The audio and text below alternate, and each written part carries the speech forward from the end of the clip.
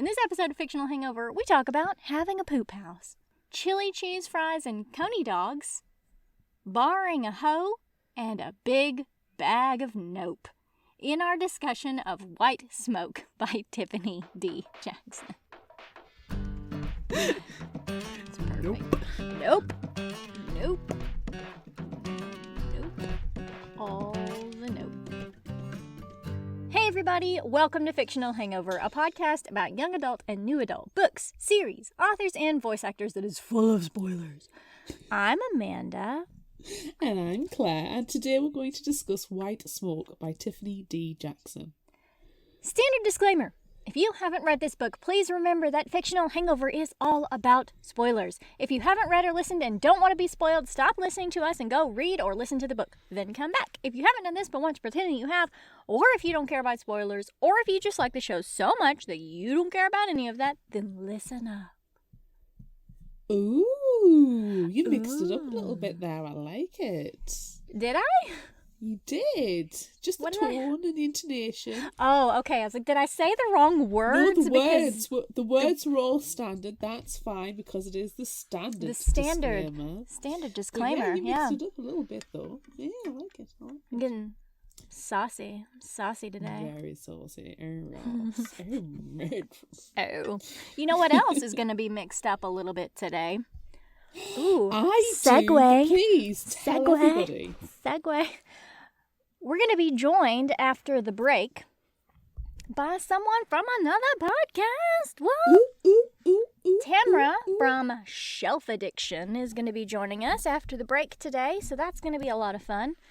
It's her fault we're reading this book. Yeah. I shouldn't say it that way. She is the reason that we are reading the book. She is the reason. It was on our radar, and we were going to get to it eventually. Yes. But she was like, shall we read this one? And we're like, yeah. And we're like, yeah, totally. And it's a really good fit for her podcast, at least her podcast name.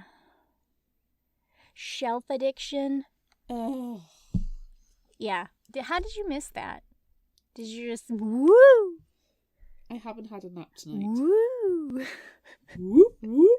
Woo, woo, woo.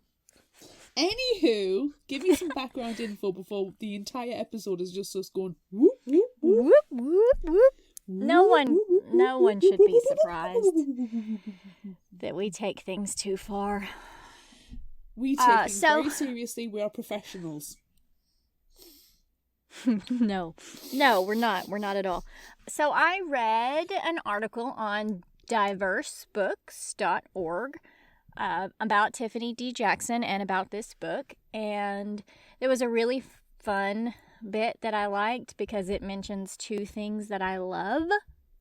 So I pulled this quote from that article.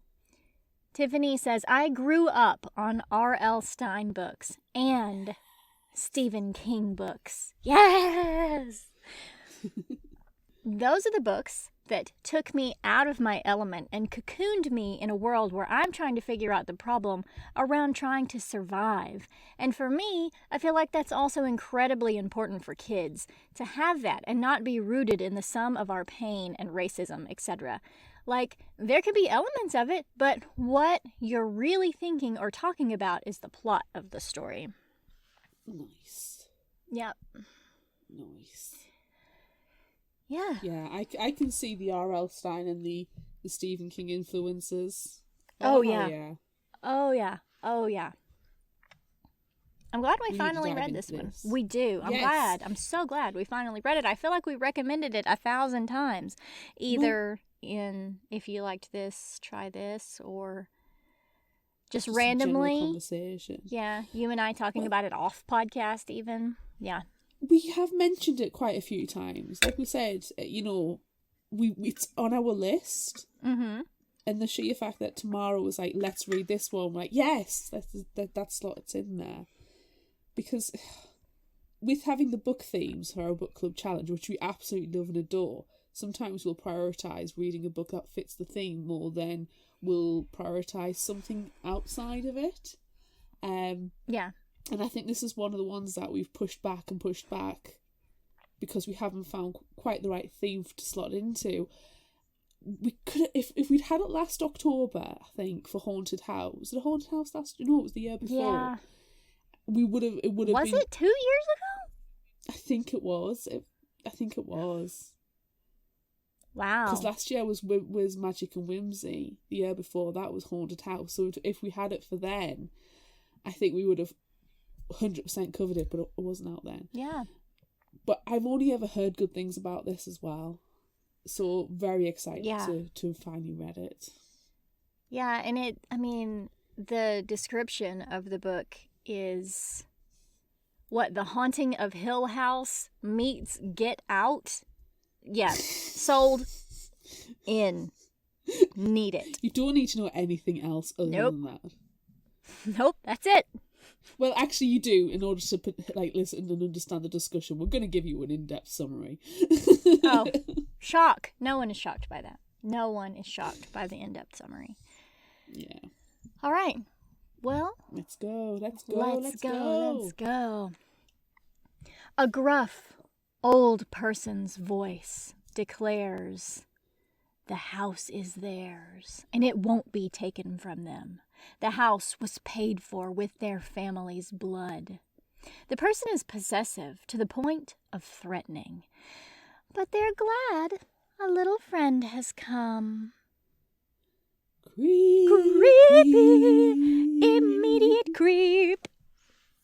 Marigold Anderson is sick of motels, greasy diners, cement highways, and gas station bathrooms.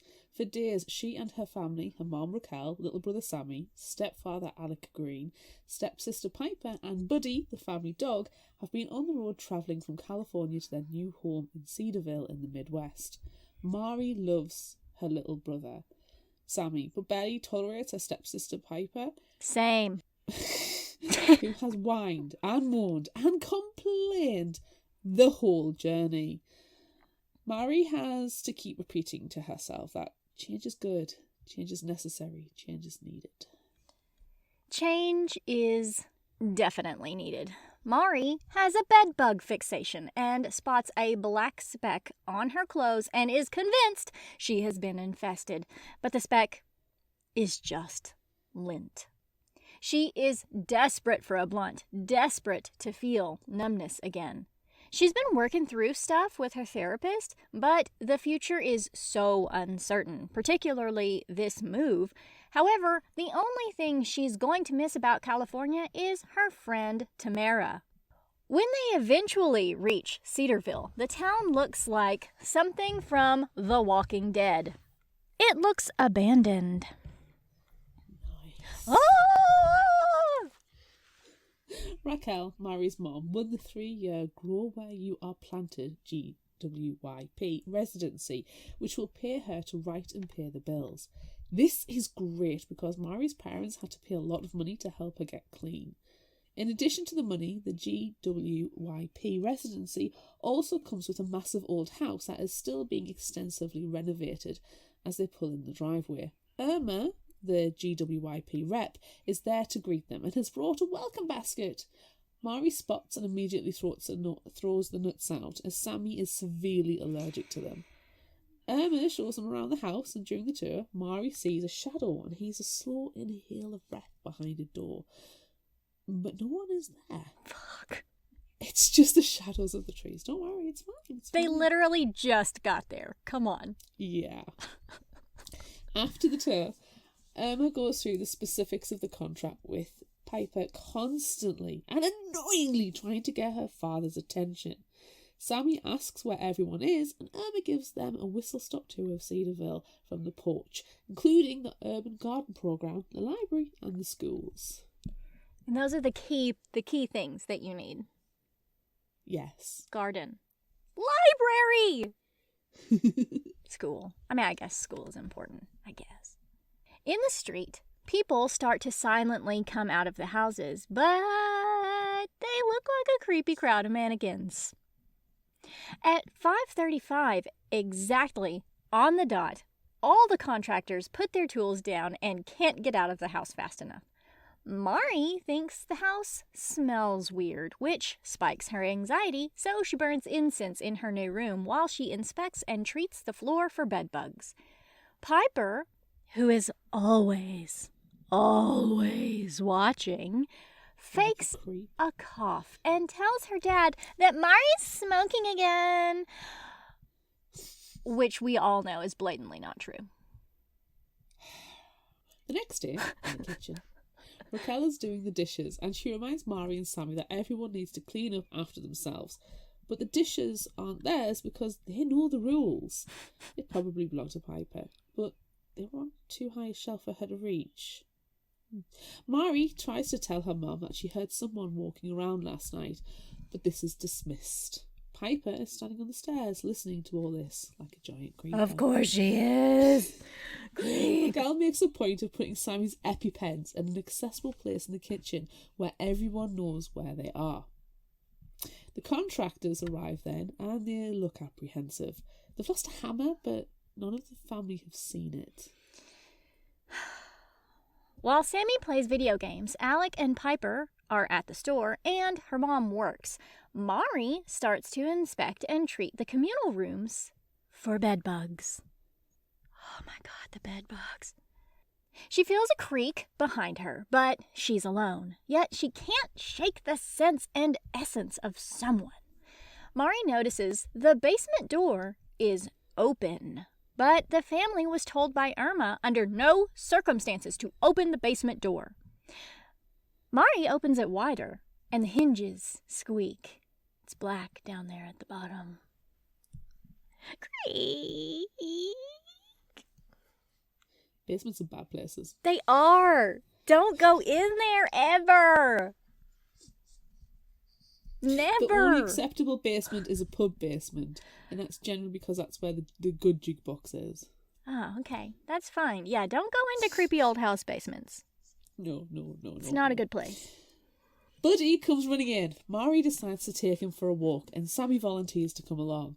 As Mari opens the front door, she is punched in the face by a boy around Mari's age, Yusuf Brown, who was knocking at the same time. Oops! Giant accident. Oh. Hilarious, but giant accident. Oh, I love an accidental face punch. Alec met Yusuf at the store and sent him to the house to do yard work with his uncle. Yusuf is super apologetic, really nice, and very flirty with Mari. Once everything is sorted and settled, Mari goes to her cell phone, hoping she will last have a signal, but she can't find it. Mari retraces her steps and is about to borrow her mom's to call it when she spots it on the stairs. That's not right. Someone must have put it there. Someone. While washing the dishes, Sammy, being the supportive little brother he is, makes fun of Mari for being punched in the face. Piper watches creepily from the table. Alec mentions he can't find his watch before taking Piper to bed. The next day, there is a rancid smell coming from a vent or maybe the basement. Mr. Watson, the contractor, says no one goes into the basement. Suddenly, the TV clicks on. The cable guy has managed to connect it, and the program is an evangelical preacher, Scott Clark, trying to sell magic seeds. Apparently, everyone watches this guy and buys into it. Strange little things continue to happen around the house. Things are going missing. They run out of oat milk a lot quicker than normal. Piper says she saw a man in the hall just standing, though Alec suggests it was Mari with heavy implication to its true meaning that she was high. Fuck off, man. But they dismiss it as Piper's imaginary friend. Later, something wakes Mari up. No one is in her room, but she can't shake the feeling that she's being watched, and the family room light is on. Mari investigates with Buddy sniffing around, and she notices the clock has been moved. Suddenly, there is a loud creak and a violent stench from the closet. Mari nopes out of there. Nope, the hell right out of there. Nope. Nope. Nope. Nope. On a walk with Sammy, Mari finally has enough signal to call their dad, who is currently working in Japan, and update him on the move. Sammy wants to investigate all the abandoned houses on their street, but Mari immediately thinks that there are probably bed bugs inside, so she doesn't want to go and decides she could really use some weed. The abandoned house they go into is unsettling. It's as if the family only just left, though there are signs of squatters. A creak from upstairs has Mari and Sammy backing up into the kitchen. But it's only Piper. Run away! Get out! She's the worst! Back at home, Raquel is making dinner and mentions she keeps misplacing kitchen tools, but she probably can't find them because of the move. It's fine. When the contractors arrive, Mari asks if other houses are being renovated and receives a resounding no. There have also been multiple different contractors working on the house because no one seems to stay for long. Later, when Mari is in the shower, the water cuts off. This happens more than once. When the soap suds clear from her eyes, Mari sees a gnarled hand slip past the curtain, turning the water off. Nope. Screaming, Mari runs out of the shower. Sammy in the hallway denies turning the water off while Piper watches them like the giant creep she is. Ugh. Finally, they have internet in their house, and Mari is able to get a video call through to Tamara and tells her about the weird, spooky stuff going on. They also talk about how Mari needs to get some weed, so Tamara suggests she grow it herself in one of the abandoned houses. As they talk, Tamara watches the bedroom door behind Mari open by itself. Nope. Nope. Nope. Nope. Nope. On their first day of school, Mari and Sammy's dad calls. He has arranged a surprise for Mari, a new pair of running shoes that Alec places in front of her. Mari was one of the best on the team at her old school, and everyone expects her to take up track here, but she's not going to run track anymore because she wants to focus on her healing. Mari gets to school and notices that it's really old and really ugly, and with more girls than boys. Mari notes it smells a little musty, like a nursing home, because she's been trying to sniff out someone who smells like weed, and finds one girl, Erica. She very, very awkwardly tries to make friends, but she's also trying to be careful. Later, Mari runs into Yusuf, and he's all flirty again. Erica warns Mari that she better be careful because of the high estrogen count of the other girls at the school who want to hook up with Yusuf. Back at home, Mari asks her mum for lunch money, but her mum decides she'll just add money directly to an account at the school. Mari is pissed they don't trust her with the money and goes on a run, hoping it will help against the craving. Mari desperately needs some weed because she's having weird dreams of creaking floorboards and Piper attacking her, while usually bed bugs are the star of her dreams. Mom and Alec are talking about Piper having an imaginary friend, Miss Sugar, which at 10 years old seems a little odd. She's a little bit old for an imaginary friend, just a little smidge. Alec points out the same thing happened after her grandmother died. She and Piper were really close, and Piper's going through a lot of changes right now, so it's understandable. It is. Is it? Is it? Piper's a creep, okay? Well, Piper is a creep, but I still, she's 10, and having an imaginary friend and no other friends, and, siblings who don't really talk to her, I can understand why. Dude, please do not tell me you are feeling sorry for Piper. No, I don't feel sorry for her, but I also, I empathise. Or sympathise to her situation. All right. I can dislike somebody and have sympathy for them. Though Mari could ask Erica for a hookup, she is seriously considering her own weed garden, but she needs to secure a place, supplies, and seeds. Like everything. Literally everything. Literally everything. Remembering the urban garden club mentioned by Irma, Mari heads to the library. At the garden club, she finds out that you need to participate in the club activities in order to borrow the tools. Yusuf is there, of course, and after they're done, he takes her to his place. Yusuf's pop-pop is watching Preacher Steve Clark on TV. In his room, Mari finds out that Yusuf is also a DJ, and though he plays music about weed, he doesn't smoke it. Later, Mari is dreaming, and she's paralyzed. Sleep paralysis dream.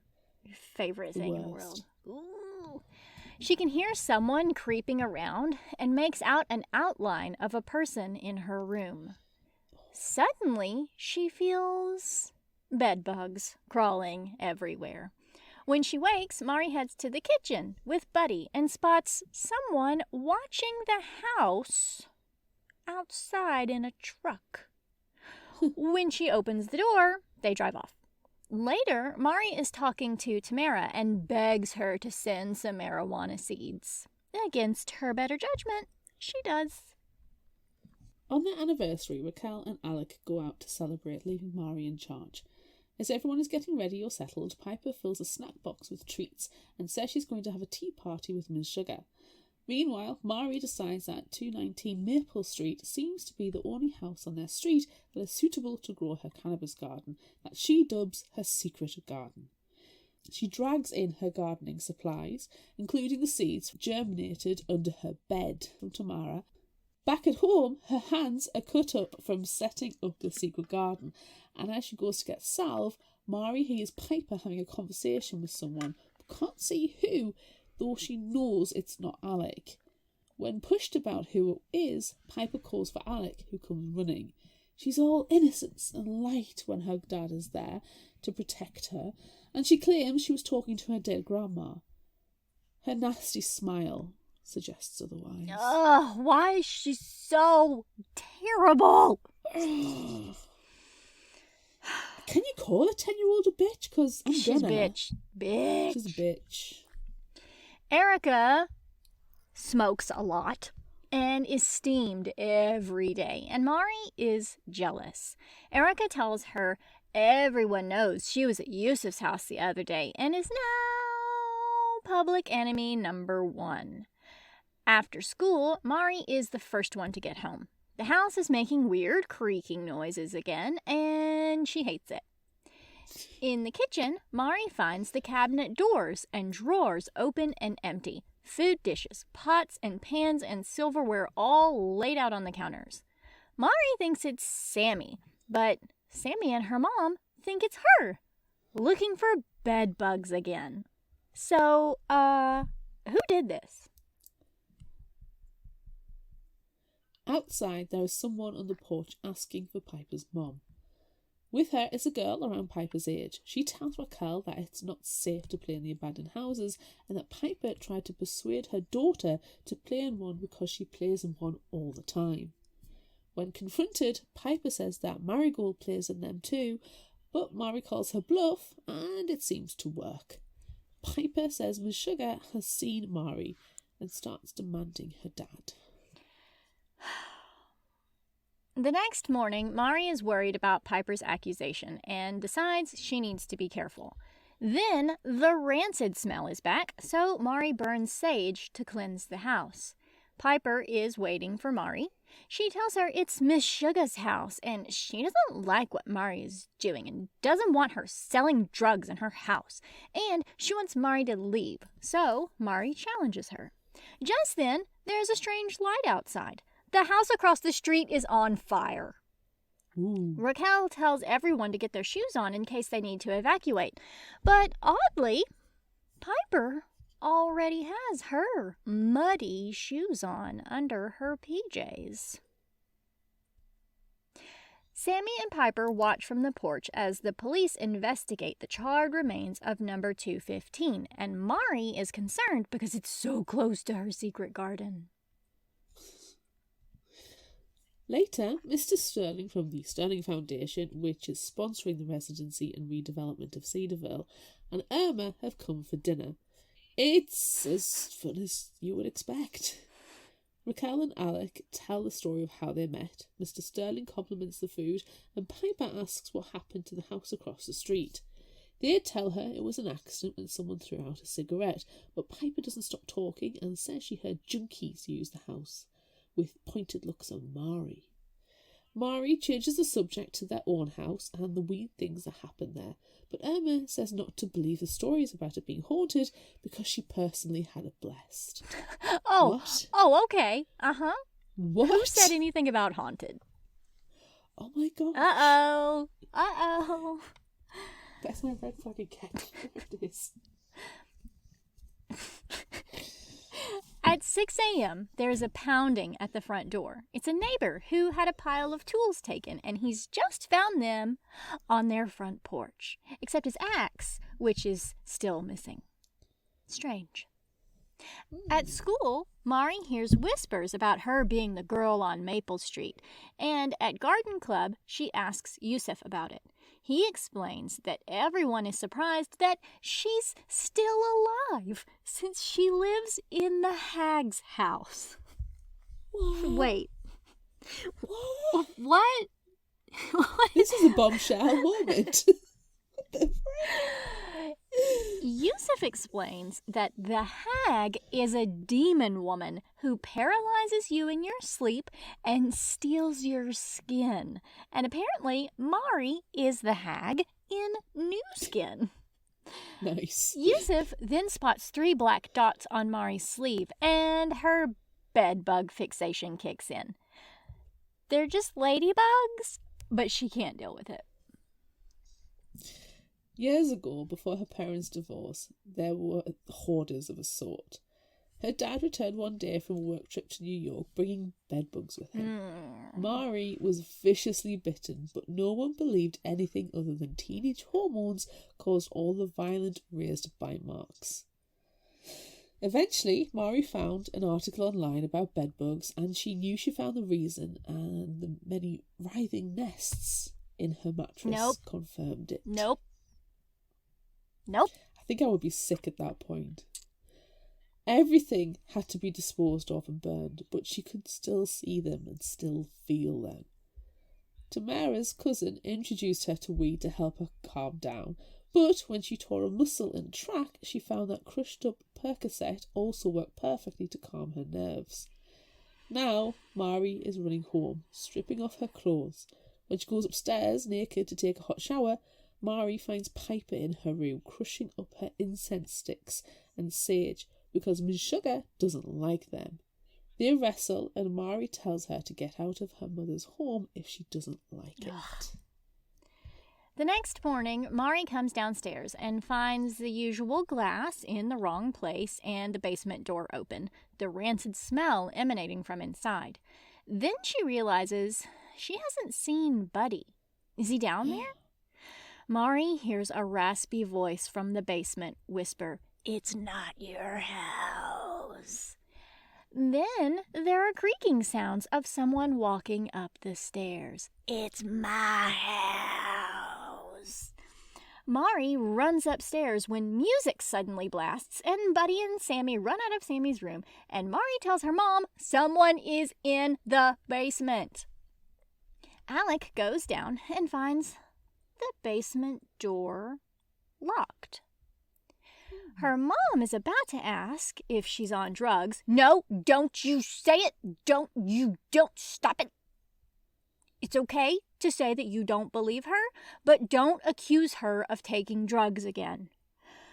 Mari looks out the window to see the truck across the street is still watching the house.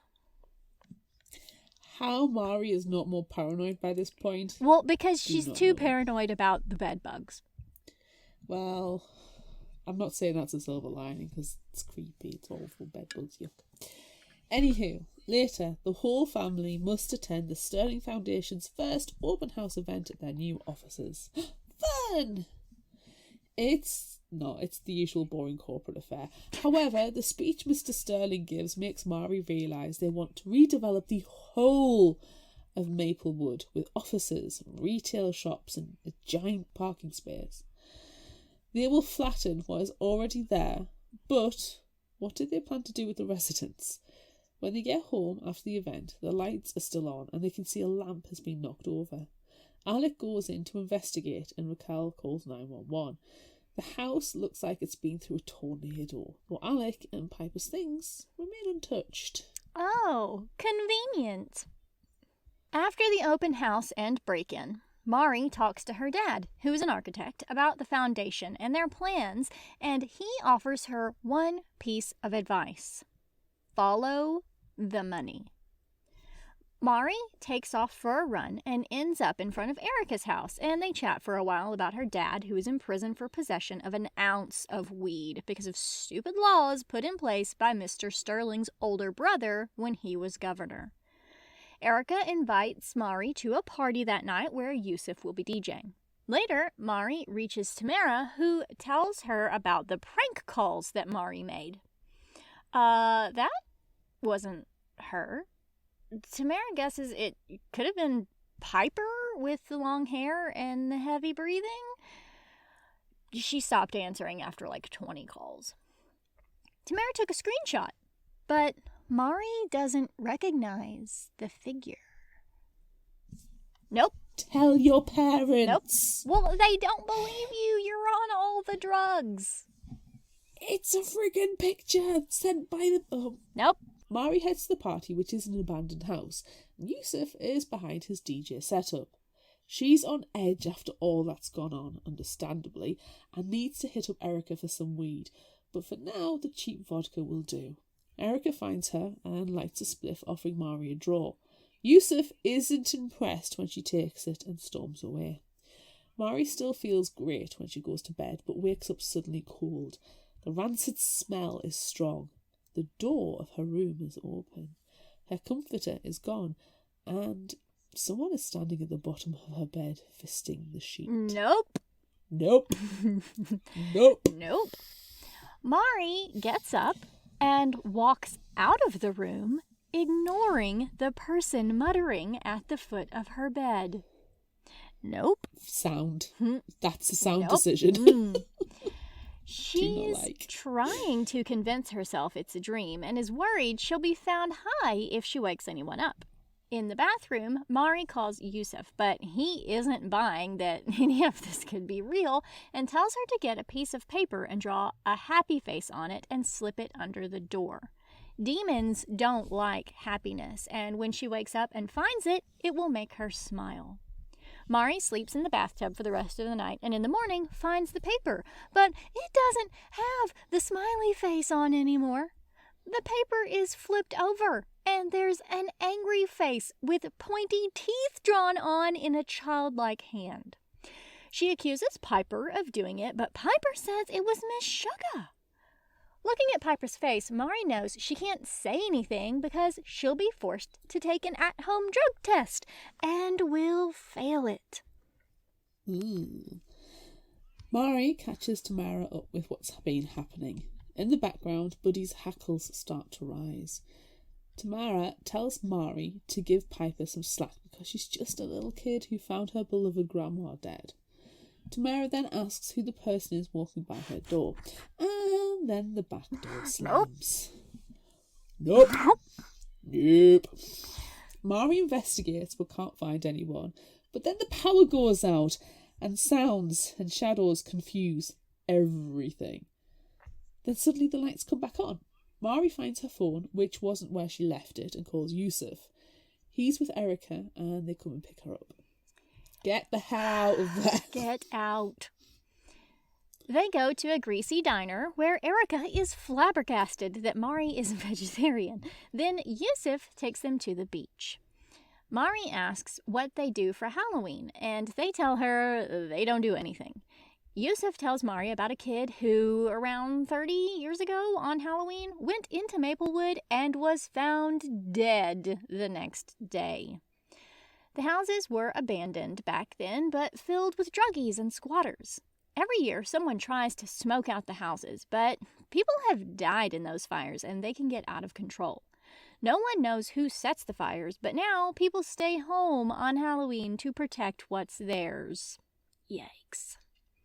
Back at home, Mari takes her dad's advice to follow the money. She pulls up the foundation website and looks over the board of trustees. They're all rich, but rich enough to buy half a city? Then she looks up Maplewood Devil's Night. There doesn't appear to be a lot of information.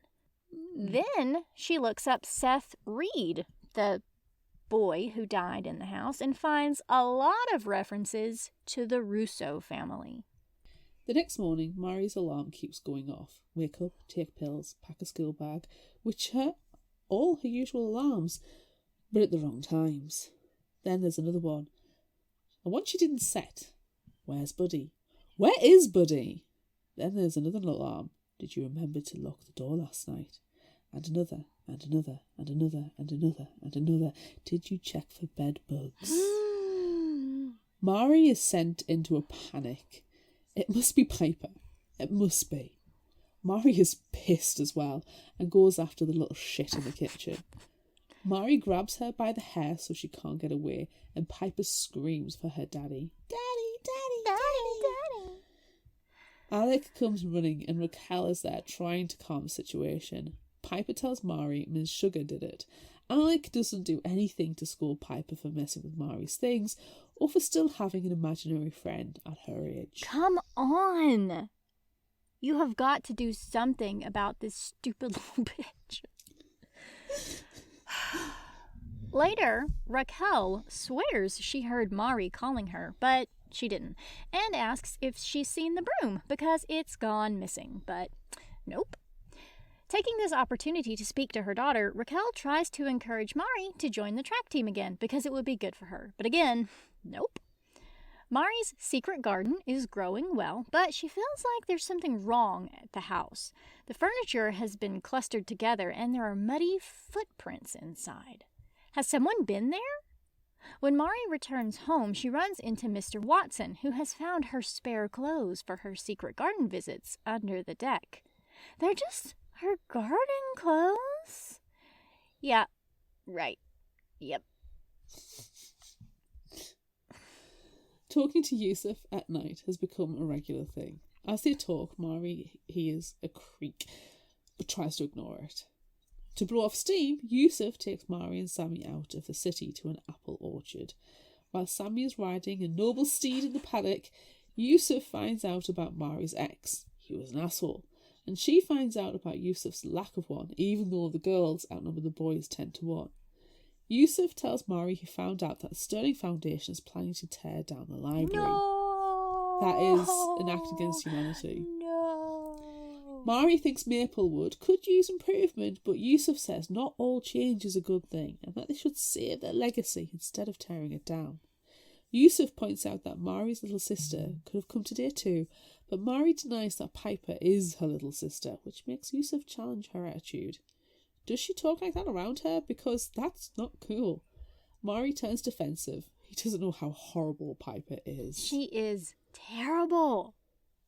She is, but she is your little sister. Mm. It might not be by blood, but it's by marriage. Mm. Later at home, Mari is thinking about what she saw at the secret garden when Sammy calls up to her. Buddy is acting weird. He's like a living statue looking at the basement door. Something seems to transfix Sammy, too, who thought he heard something, but then he dismisses it. Then they wonder where Piper is and if she could be behind the sounds in the basement. But they have no idea where she is, which is bad as Mari is supposed to be babysitting. Just then, Sammy spots some black flecks on Mari's clothes, causing a surge of panic, and she can't stop the scream from coming. Sammy realizes it's coffee, but it's too late. Piper is watching and looks smug at Mari's manic reaction. Sammy calls their mom home and she manages to get Mari relaxed. Sammy has stripped the sofa to show Mari it's only coffee and not bed bugs. But how did the coffee grinds get into the sofa? It has to be Piper. Mm-hmm. Jerk. At school, Mari is trying to find Erica because she needs a blunt the size of her head.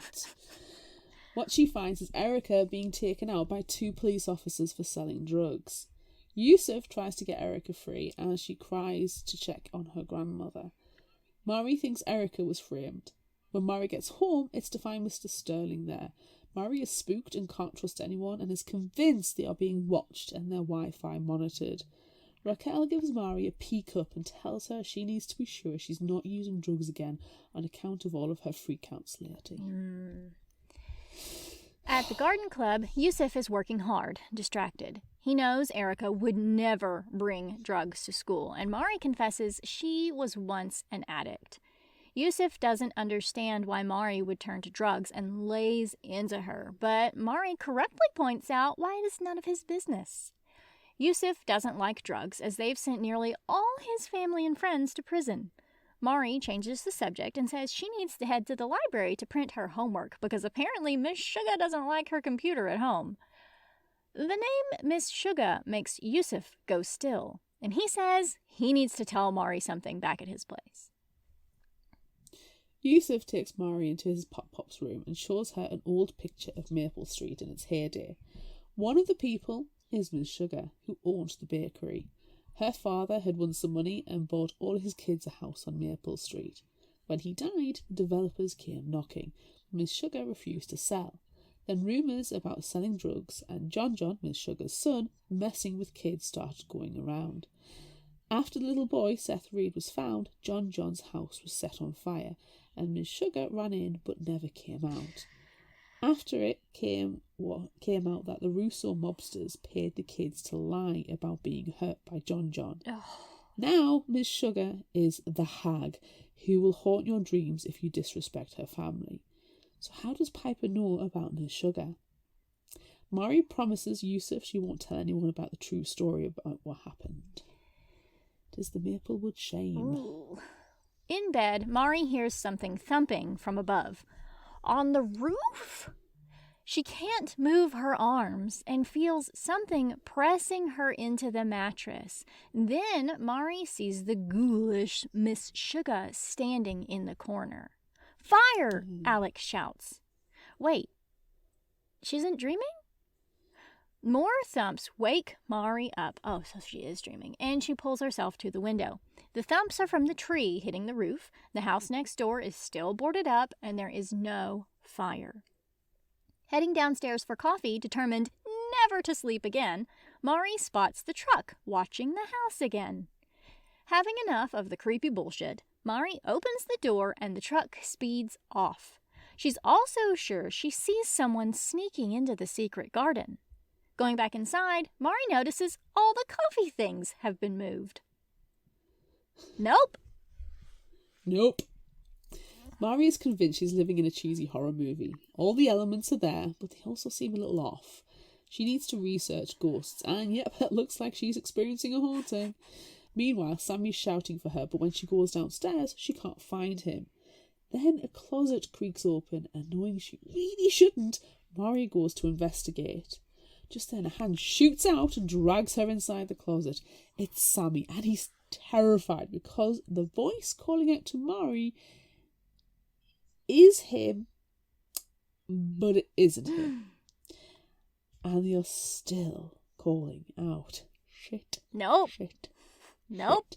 Shit. Nope. Nope. Mm-mm. Nope. Someone is coming up the basement steps and the voice is getting louder. So Mari pushes Sammy behind her. Then the house goes still and silent. Someone is right outside the closet door, but then moves on. They decide they need to make a run for it, but Mari needs to head back for Piper. Calling her, Mari sees Piper at the top of the stairs, but she doesn't acknowledge her, just turns back around. Suddenly, a broom swats at Mari, sending her flying, and a gruff voice screams, "Get out my house!" But there isn't anyone there, and the broom comes flying at her again before she escapes the house. Suddenly, Mari's body seems to give up, so she sends Sammy running to Yusuf's house and passes out in the middle of the street. I really liked your ghost voice just then. It was good. Thank you. Mari comes to for a moment and sees Mr. Watson before falling unconscious again. When she comes to again, it's on a strange sofa and thoughts of bedbugs fill her mind until she hears Yusuf's voice. Yusuf and Pop Pop take Mari and Sammy home, and when they arrive, the police are there, and they hear Piper lying about being left alone. Sammy is trying to tell them the house is haunted. Alec is pissed at Mari for abandoning his daughter. Mari denies Piper's lies before realizing Piper must be possessed by the hag.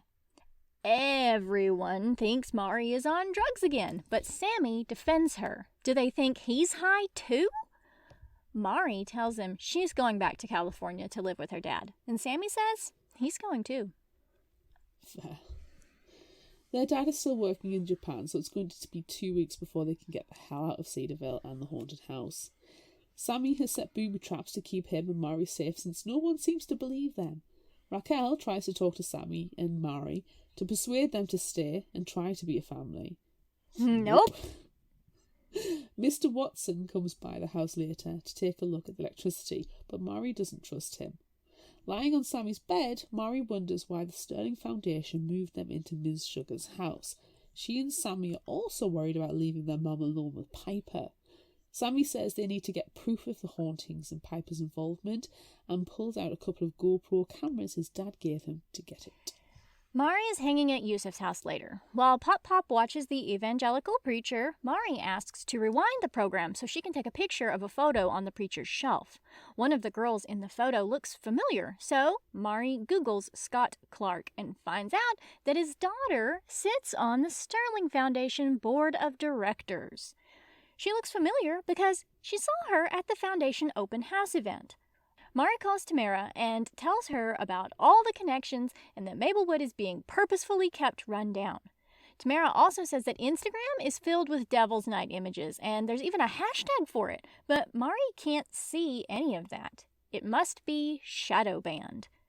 Tamara tells her she needs to get out. Get out. So does the ghost. Get out. That night, Mari is camped out on Sammy's floor and they both hear the creak of the bathroom door, but no footsteps. Then they hear footsteps downstairs.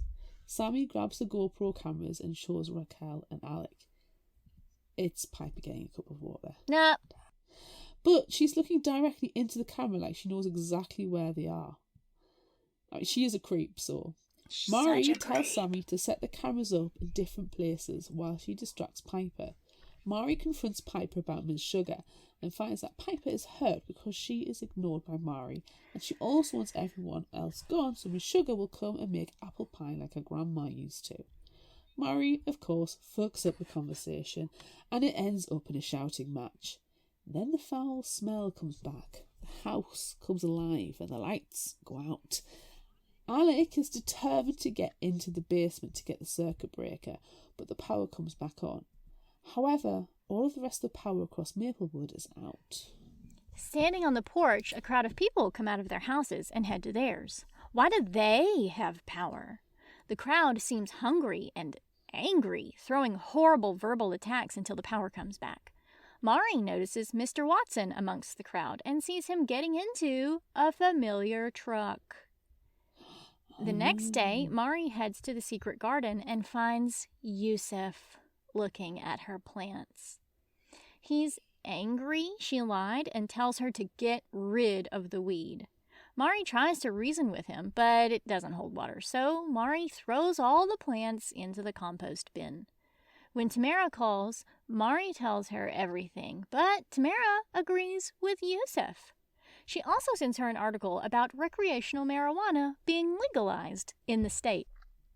When Mari gets home, Raquel is at a foundation thing. Piper is upstairs and Sammy is about to indulge in some oatmeal before checking the GoPros.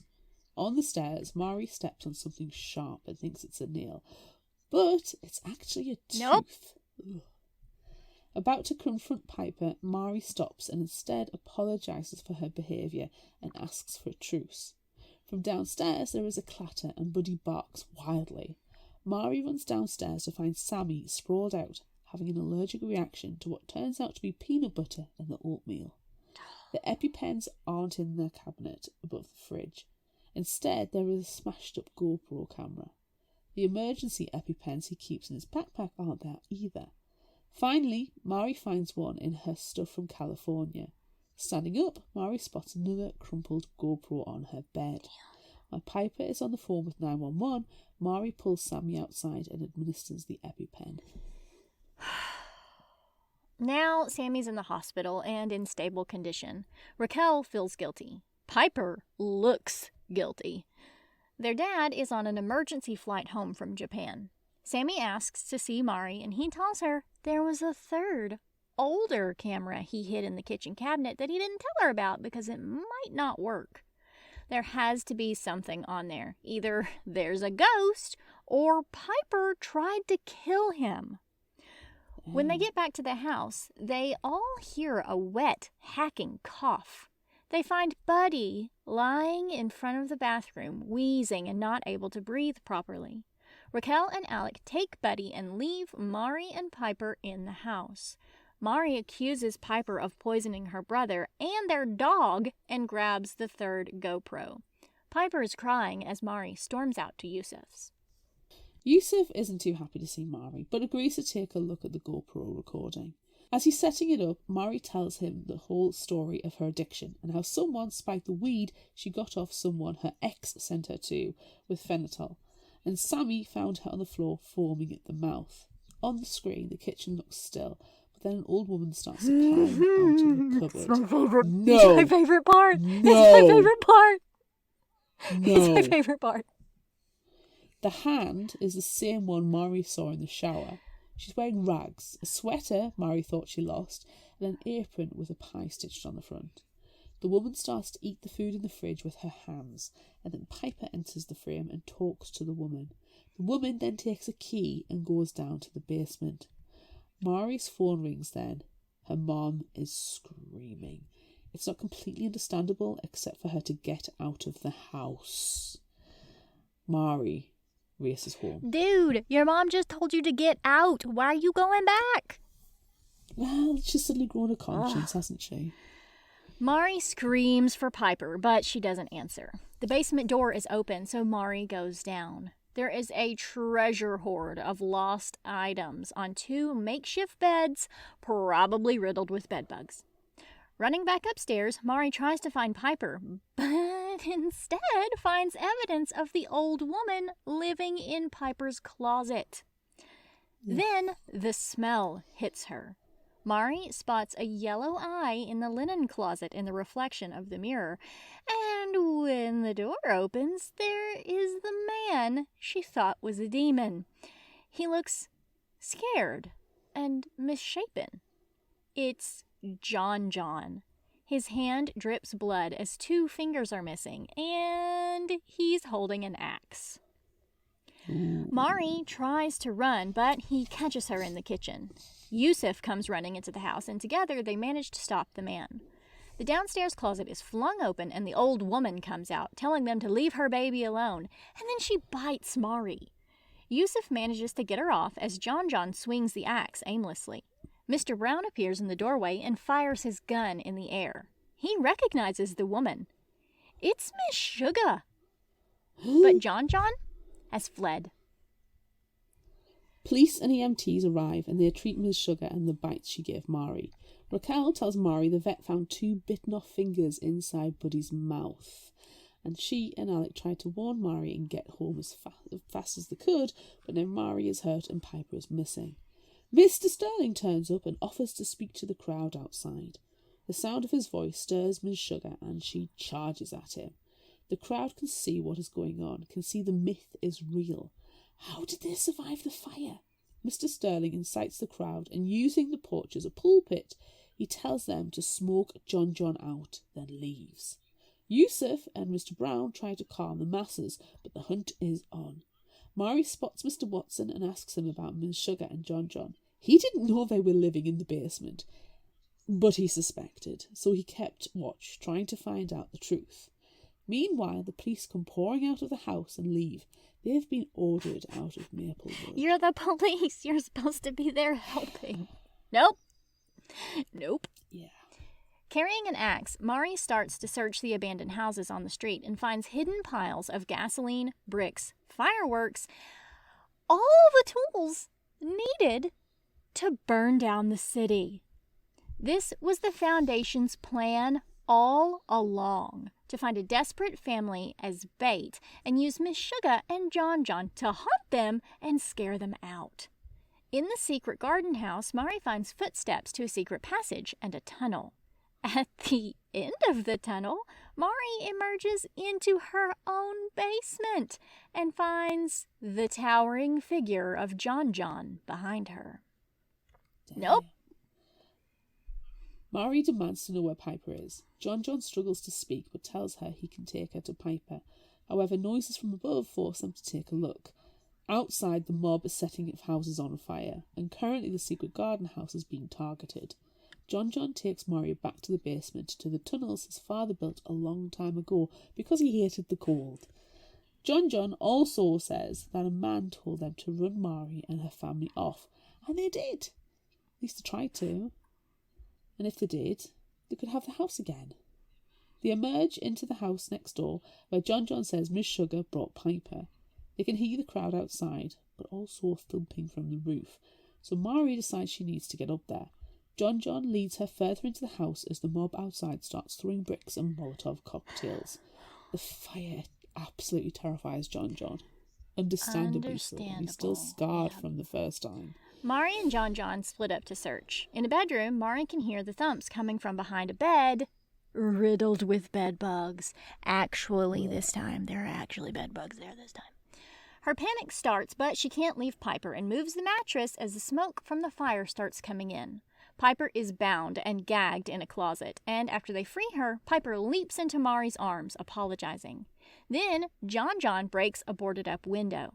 As she steps forward, Mari's foot falls through the floor, and she can feel the fire burning her leg. John John pulls her up and gets them out the window and onto a nearby tree. John John doesn't want to leave the house because the mob is so riled up. He runs off to the tunnel, his clothes on fire. Mari and Piper head to Yusuf's house. Piper apologizes and feels guilty. She helps Mari clean her leg wound. Together they watch the riot on TV. They've got the story all wrong, and Mari will make sure the truth is told. Change is good. Change is not always necessary, but the right change is most definitely needed. Sheesh. Nope. Wow. Nope. Nope. Nope. Nope. Mm-mm. No. Do you see this bucket? Nope. It's the fuck it bucket. Nope. Put it all in the fuck it bucket. Yep. Nope. Okay. We need to take a break for a minute so we can go and check our kitchens, check the basements, make sure that there's no one, living down there that we're not aware of. Oh, I'm creeping out. Do not like. Oh. But remember, when we come back, we'll have Tamara joining us from Shelf Addiction. Yay!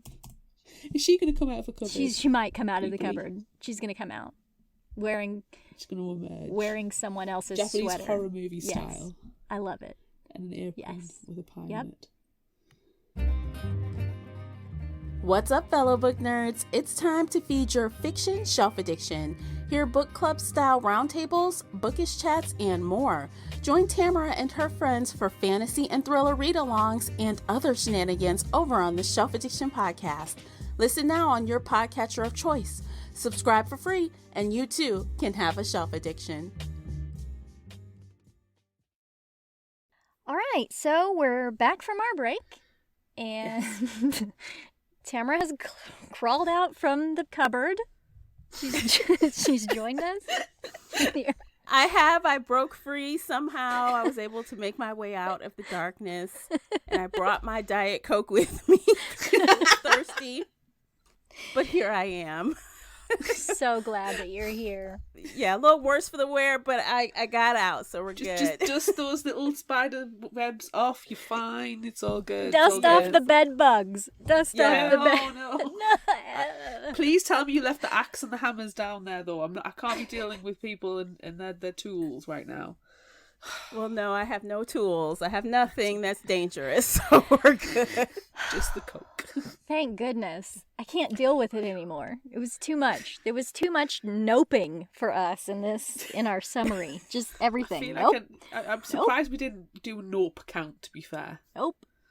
Oh Nope. no, the nope count. Oh my gosh. Okay, you guys need shots then if you said it that much. You need some shots. We would both be passed out by now. There would be no more podcast. Oh, So That's much. a different podcast, that one. So much nope. Oh man. So thanks for joining us. Yes. We're glad that Absolutely. you're here. me too. I'm excited, and I'm even wearing the shirt. You guys' shirt. Yay! I'm wearing the podcast shirt. Yes, it's Yay! cute. Super cute. Good. I'm glad you're wearing it. I'm wearing a podcast shirt too. Brag it, Claire- brag it. Were we recording earlier when No. this one that says "kill them all"? Oh, nice. Oh, after our 200th live episode, we played Jackbox games. We played TKO with our listeners, and this shirt came from that. Oh wow, that's I cool. need that shirt in my life. I'm going to have to get it. Anyway, so we need to get into this discussion about this book because yikes. Yikes. All the yikes. Yeah. I do Why not did you- appreciate some of it. Why did you pick this one? Why did you Okay. make us read this one? So to be honest, I was kind of like, I don't know what to pick. I was all over the place. And then I said, well, I said I was going to read Tiffany D. Jackson. And I heard good things about this book. And after I got, the couple of things that were a requirement, I'm like, oh, this checks the boxes, all the boxes. So I went for it. And I love a good horror, although I haven't read a horror story in a long time because there haven't been any that appealed to me. So I'm like, yeah, let's do it. This author is popping right now. Everyone's like been about her lately, like the last year. So I'm like, why not? Yeah. Let's risk it. Claire and I were talking at the beginning of the episode about how like we swear we've recommended this book, like, oh, if you liked this, try this. Oh, read White Smoke, even though we haven't read it yet, which we do that often, but we feel like we recommended it at least 1,000 times. Really? Yeah, Wow. so we're glad. It's definitely been on the radar, and like we said earlier, we've wanted to cover it for a while, but it's always been pushed back because of one thing or another, like new releases that have just come out that we've managed to secure a guest with, or something's got in the way. And then when you suggested it, like, yes, at last we have the excuse and the reason we need to read it. Finally! Finally. Yay, I'm glad to provide that. Yes, thank you so I much. have to Because say, everyone the should cover know how of much White I love Smoke horror. as well is gorgeous. It is is. a beautiful cover. I am book cover judgy, and yes, mwah, gorgeous. Yeah. And then at the inside, All right. the big bag of nope. Oh, I loved it. I really enjoyed the book, but I do not like things in walls. It is That's a known true. fact. that's fair. That's one of fair. It's one of your greatest fears. It is. Bed bugs, whatever. I mean, to be fair, if I pushed back the sheet and found 1,000 bed bugs and multiple nests on my mattress, I'm going to freak the hell out. Nope. But things in walls, it is a known fact, and it has been repeated many times on this podcast. No. Nope. And then I'm Okay. over in the corner going, yes. It's I'm guaranteed to indifferent. make me cry. I'm indifferent about the wall. As long as you don't come out the wall, stay in there. It's good. Just don't But come that's out. the thing, they come out of the walls in creepy Japanese horror movie styles. They emerge like spiders from the cupboard. Oh man. that was Well, my in that case, I get it. that was my favorite scene. When they're watching the GoPro, like freaking Paranormal Activity style, and like nothing's going on, and they're like, ha ha ha, this is like Paranormal Activity. And then the cupboard opens and her hand comes Oh out. my I was God, like, right? yes. So terrible, and I love it. I'm so glad at that point Mari was at Yusuf's house and not actually in the house. Because I think if you were in the house watching that, it will be even worse. Because you're guaranteed to turn around and Miss Sugar or John John's going to be standing behind you and it's like, no, this is how I die. Oh my gosh, that woman might not be alive if that happened to me, honestly. I think I would react first and then freak out after. And I'm like, oh, lady, I'm sorry. You're down for the count. You can't. Don't sneak up on me like that. I can't. Other people screaming one. I grab the steak knife that's on the counter and just go for it. I love the fact that is your flight or fight response. It is kick-ass. Love it. Thank you. Immediately stab someone. Yeah, I mean, I hate running, so you're not gonna chase me. So you make a very good point. Yeah. I'm not very fast. They'd probably catch me, so that's not my best option. I don't know if Miss Sugar and John John are particularly fast runners. No? I don't know. Miss Sugar surprised people. You know how fast she moved. That one scene. That's true. Do you think she does yoga as well? Like, cause she's very flexible to get in and out of those cupboards so easily. She's down there in the basement doing some yoga, sun salutation. Yeah, maybe. I wonder. On a bed bug mattress. No, gross. How did they not, like, I feel like she's, like, in my head when I'm imagining this stuff happening, like, she's coming out from, like, underneath the kitchen sink, the doors open up and she's coming. But, like, how did they not realize there's, like, a giant fucking hole or something in their cupboard? Yeah, that's a exactly. good question. I can only imagine that the back is removable. They can remove the back. Oh, yeah. It's on like tiny hidden hinges, and it's part of the creaks that happen. Yeah. And then she creaks out herself with her old bones. But wouldn't you be able to tell that the gap's not right as well, though? I don't know, but I mean, no. If it's dark, unless there's a light behind there, you wouldn't notice it. Can you look under your kitchen sink? You won't notice. I won't notice. Yeah, that's what I was about to say. Like, how closely are you looking under the cabinets? Right. Have you checked? Have you checked for basic? I have, but that's because some of my kitchen cabinets, I've pushed in the stuff too far and I've just bowed the back a little bit. The back's bored, so I can see. And I've had stuff fixed in the kitchen. And I saw it being built, so I know how the distance is. Not people-sized distance. Now I want to go and check. I gotta go and open up all of my cabinets to make sure. Excuse me 1 minute. We'll be back. We gotta take another break. Excuse me. Check the pantry. Oh, man. But for me, it was the places like the downstairs closet. So the scene when Mari's upstairs and she hears Sammy's voice calling. And she goes downstairs, can't find Sammy anywhere. And Sammy's hiding in the closet, absolutely terrified. And at this point, he knows there is something wrong. He is convinced he is on her side. And he's hiding in the downstairs closet. But we know the downstairs closet is not safe because they use that as an entrance into the main area of the property, and they've had the foul smell coming from that closet. I'm so glad they're like, let's just get the hell out. Like, yes, thank you. Yeah, like, let's get out of here. Oh my god. Okay, the smell I think was worse for me than anything else because the way the way the author described the smell of that guy. And I'm like, okay, there's either dead animals down there or something. And the minute that guy came out, what's his name? John. Oof. I'm like, oh my God, how long has it been since he's taken a shower? I don't think he's ever had one in 30 years. Oh my God, it's horrible. No. He must reach a high hell. I'm sorry. No, yeah, he's bad. Dirty, just all dirt. Ugh. And dirt, body oils, sweat. Don't get me going. It's disgusting. And like fecal matter. Yeah, where do they go into the bathroom?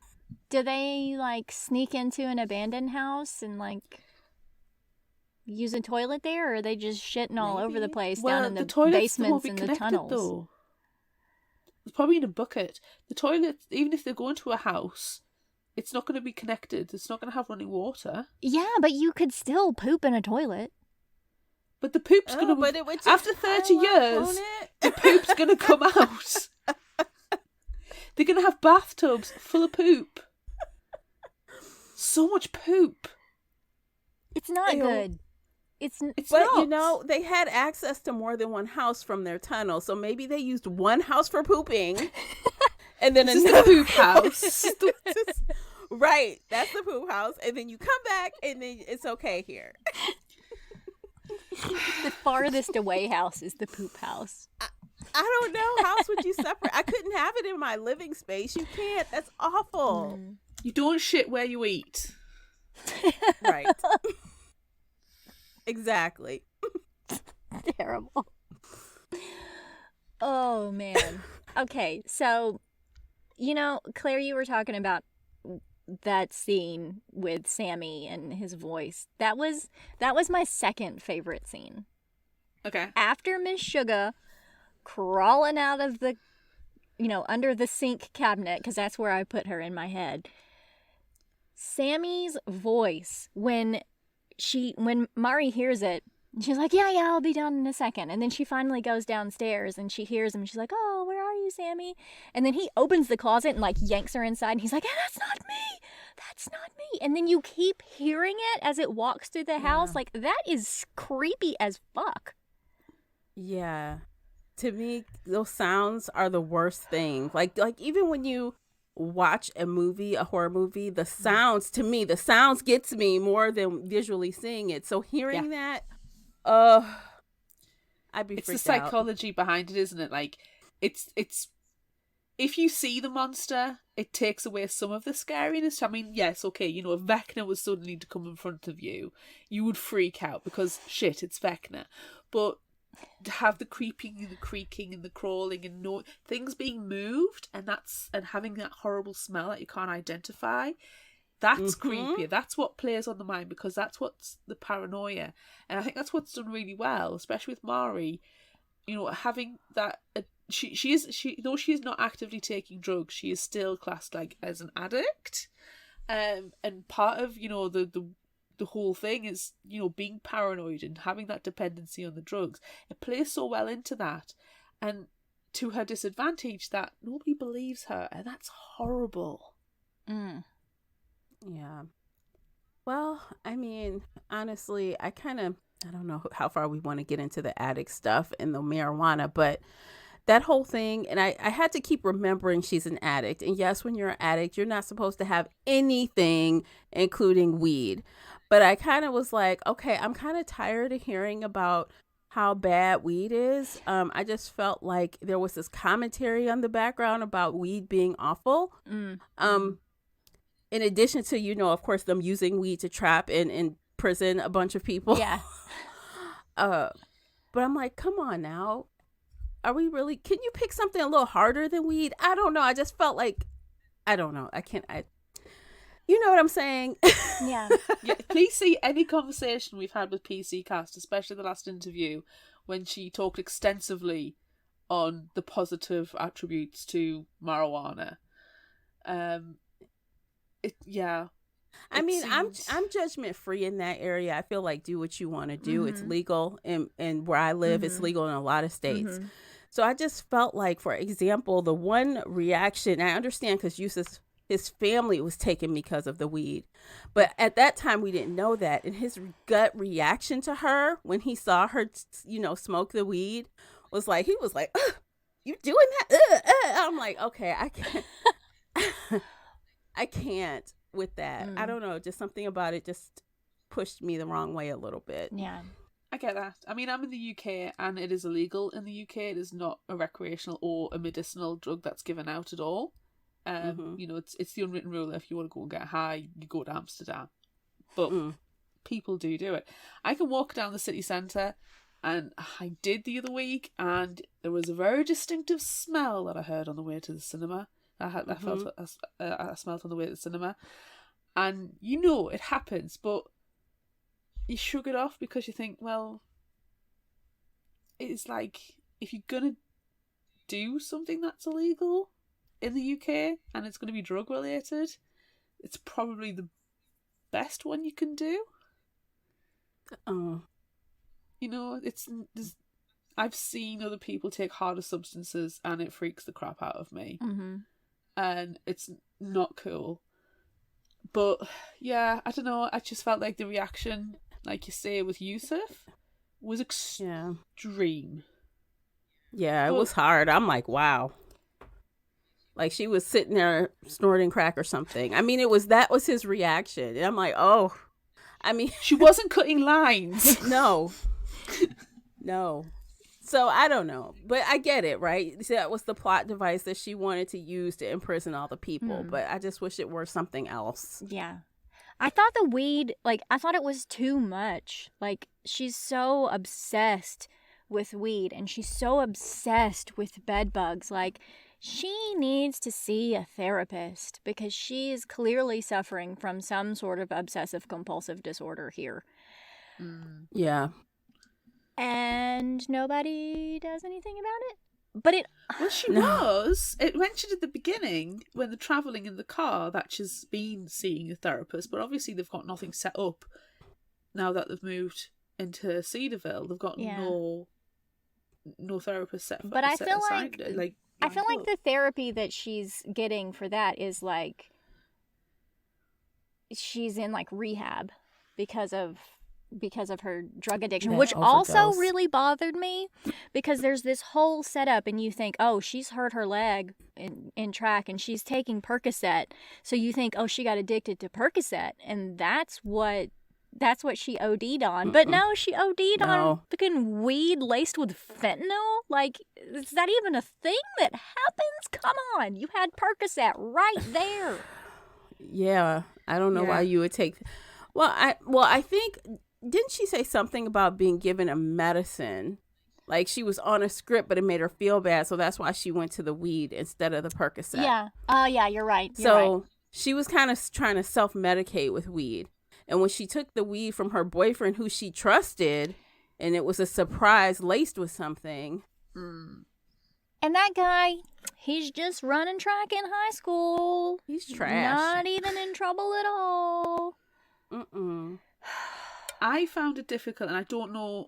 I mean, I've got no frame of reference, so if I'm wrong, I'm wrong, and I will be gladly corrected.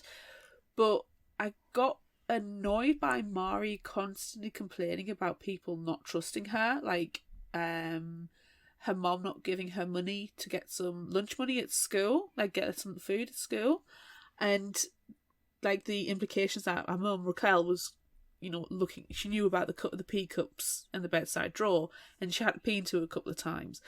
But it felt like she was complaining so much about her mom and Alec having no trust in her. But at the same time, she's complaining about it. She's tying on her running shoes and about to run to the secret garden and check on her weed. Yeah, and I'm like, it's really frustrating. I don't know if that's because of like her addiction that's caused that like oxymoron not to take. I feel like it's teenager. That's teenager because just teenager. Yeah, because you're so mean to me. Why? That is 100% teenager. Like, don't even think about your role in anything. It's poor me.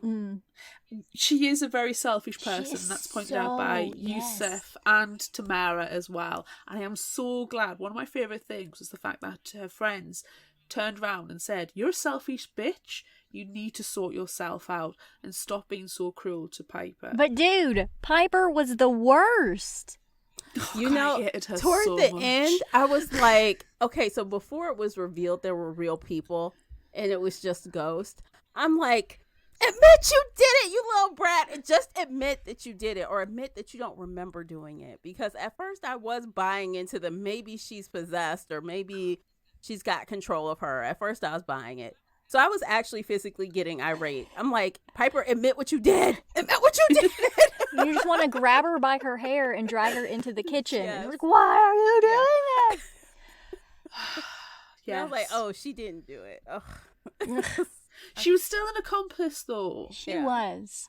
She was very much an accomplice. She let Miss Sugar and John freely roam that house. She probably stole some of that stuff for them. I mean, they will have stolen a lot of it, but she was a part of it. Yeah. And all because her step siblings aren't bothered for her. Yeah, I mean, she let him get. He almost died. He could have died because of her. Sammy. Yeah. With the peanut allergy, I couldn't believe she let that happen. That's what the part when I really got enraged. I'm like, how could you do that to someone? Yeah, no, I completely 100% agree with that. Yeah, I hated that part. I mean, to be at the same time, I can understand that she's 10. I have to remind myself that Piper's only 10 and that she probably needs therapy herself from finding her grandma dead.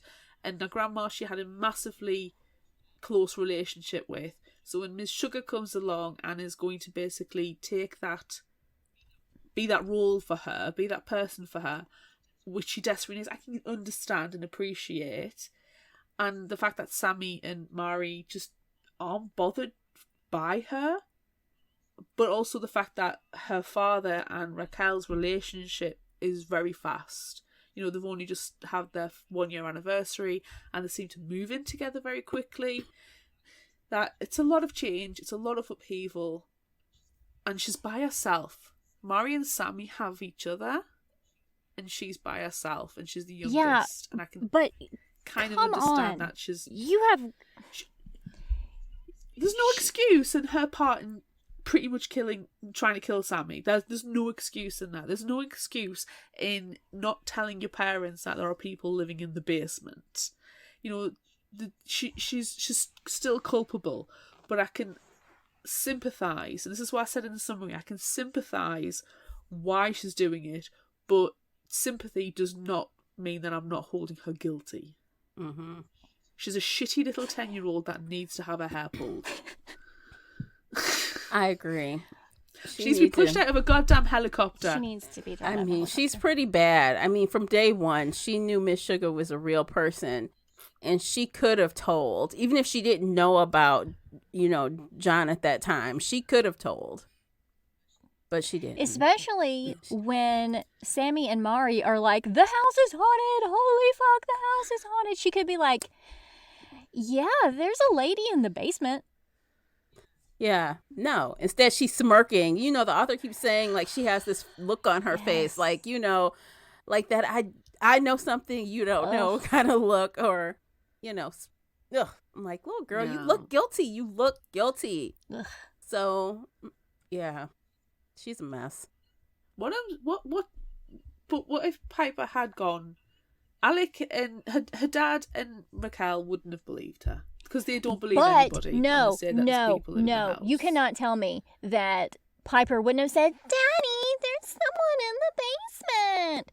And Alec would have been like, he would have just ripped off his shirt and gone downstairs like as a hero to find out if there was something in the basement. "Daddy, there's someone in To be fair, at one point, Piper did say she heard footsteps that night, early on, before we establish what's going on. She does say at one point she did hear something. Well, yeah, but at that point it was Mari on all the drugs that she's on all the time.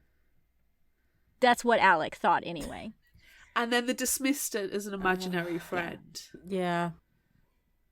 That whole family is a mess, honestly. Like, I don't know. I just feel like the way the mother was, I couldn't handle the Erica and what was his name? What's the guy's name? Yusuf. No, her husband's name. Isn't who is the mother? Raquel. Alec. Raquel and Alec. Is the mom. Okay, Raquel and Alec. And Alec is the stepdad. I couldn't believe them. I couldn't even believe them as a couple. He seemed like a D-bag to them from day one. He's not anybody. I mean, he's not a prize.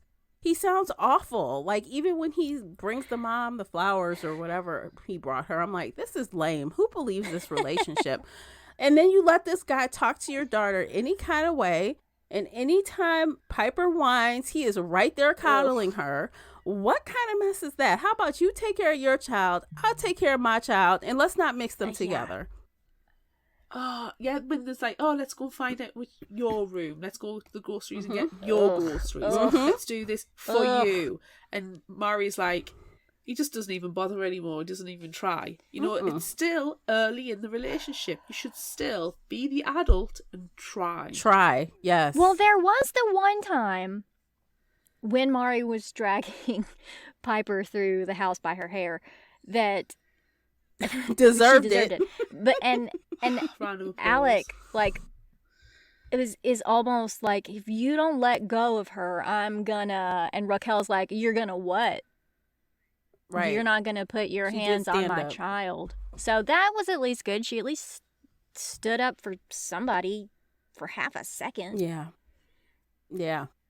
It's an unfortunate situation of another YA parents who just Can we just have the dad? feel a bit little Can we let just have the down. dad move back from Japan and let's go and live with him, because he's clearly the best grown up in this entire situation. Well, I mean, yeah. I mean, to be fair, Mari does say that the dad wasn't bothered for having the whole wife and kids thing. It was a limiting situation for him, so it was fairly amicable divorce. But he still got an emergency flight home when his boy was in the hospital. He still got an emergency flight home, and I honestly think he'd probably give them a lot of trust. He'd be like, right, I'm going to go to New York for 3 weeks' work. Are you going to be all right? And he'd probably call them every day to make sure they're fine. He'd probably make sure they had food in the fridge, have food deliveries. I can imagine him being a really good, like, distance parent. Like, he'd be able to cope really well, not actually being in the house and giving them that trust. And actually, I think that would probably be really good for Mari, because it would give her a lot of self-confidence if she was just there, her and Sammy and Buddy. Don't forget about Buddy. Buddy's amazing. He's my favorite. You know, just living the lives. She's running track. Sammy's doing, his video games. It's all good. Eating his oatmeal because he loves his oatmeal. Yeah. Yeah, you're right. I agree. She probably would have thrived in that type of situation. And speaking of which, I'm not even sure if she actually, I guess it's up to us to imagine what we want. Did she end up staying or did she go? I think. Get the hell out of Dodge. I think she still left. Do you think she still I left? hope she did. I think all of them. But yeah, left. they better have all left. I mean, fuck, they're burning their neighborhood down. Get out of there. Yeah. We don't actually even know if their house survived. Right. But I guess the question that made me question if she stayed or went is because, Piper says to her something about, what John's favorite sandwich is. We should give him sandwiches. So I'm like, do they stay around and help him? Do they? I kind of assume that John burnt up in the tunnel somewhere. Miss Sugar is going to be put into a hospital. Or a nursing home. Surely she's in some She sort can't- of facility.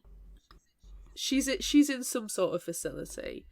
There's no way that the Sterling Foundation are not going to survive having people locked in a basement for 30 years and renovating around them. And it's going to come out that they incited the situation in order for it to be for them to burn down Cedarville, to get the people to do the work for them. There's going to be lawsuit after lawsuit after lawsuit. The prisons are going to empty as well, with the laws changing, with marijuana being legalised in the state as well. So that's going to start, they are going to start emptying. And the people are going to start coming back to Cedarville. But the Anderson Green family, I think they're going to have to go. I feel like the whole neighborhood's going to be gone now, because they were going house by house, setting them on fire. So I think, that was their whole plan all along, was to burn down the neighborhood so they could, raise it and start something new. Yeah, start again. So that's also why they let everyone out of prison, because you don't want prisons next to your beautiful office park. So you got to let everyone out of prison, and then you tear down the prisons too, and now there's nobody and they don't have anywhere to go. So you got to get out of here. That's how you get a homeless. Yes, and then it's area. just all homeless. Because they can't afford the new homes and stuff that you've built. But they won't want that community there either.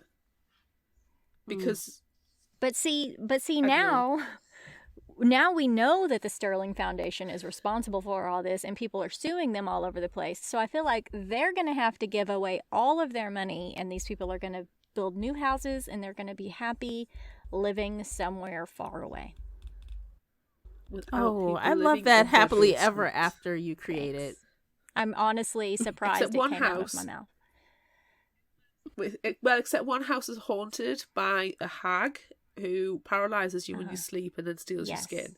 But it's not Miss Sugar this time. No, it's an actual hag. It's an actual hag. It's an actual ghost in book 2. I did read that there isn't going to be a sequel, that this is a standalone book. Well, good. And I like it. Finally, we like that.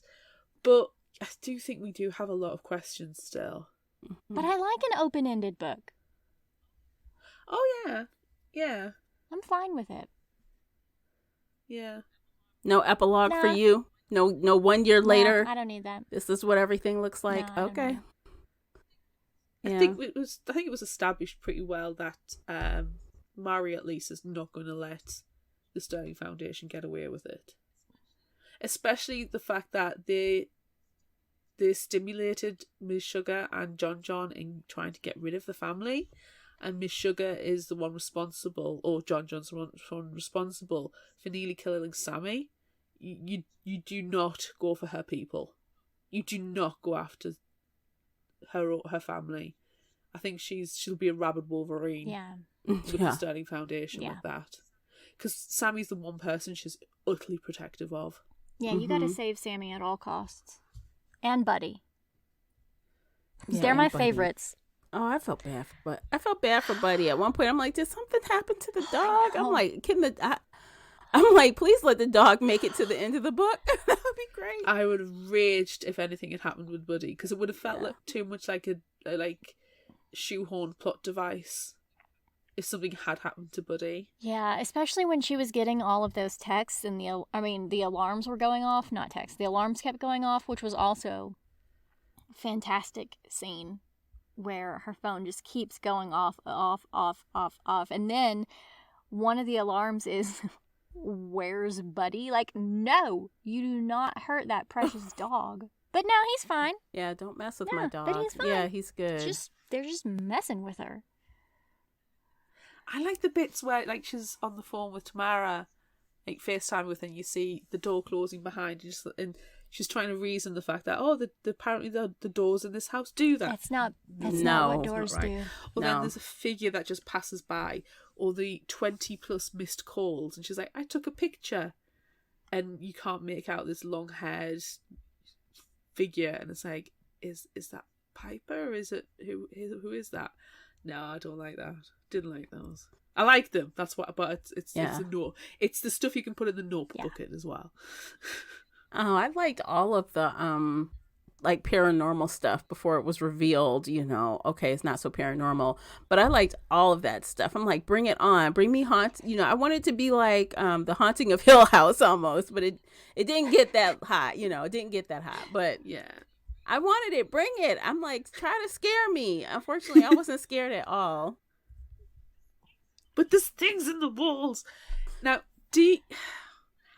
I've read this a couple of times now, and I kind of still half wish it was paranormal, that it wasn't corporate greed.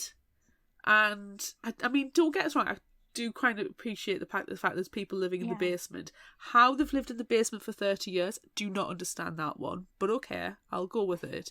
But it's scary people living in the basement trying to reclaim the house. I can go with that.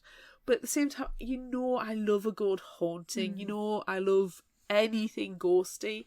And it turned out that Piper wasn't possessed. She was just desperately needing her grandma's apple pie. Yeah. And it was corporate greed at the end of the day. I don't...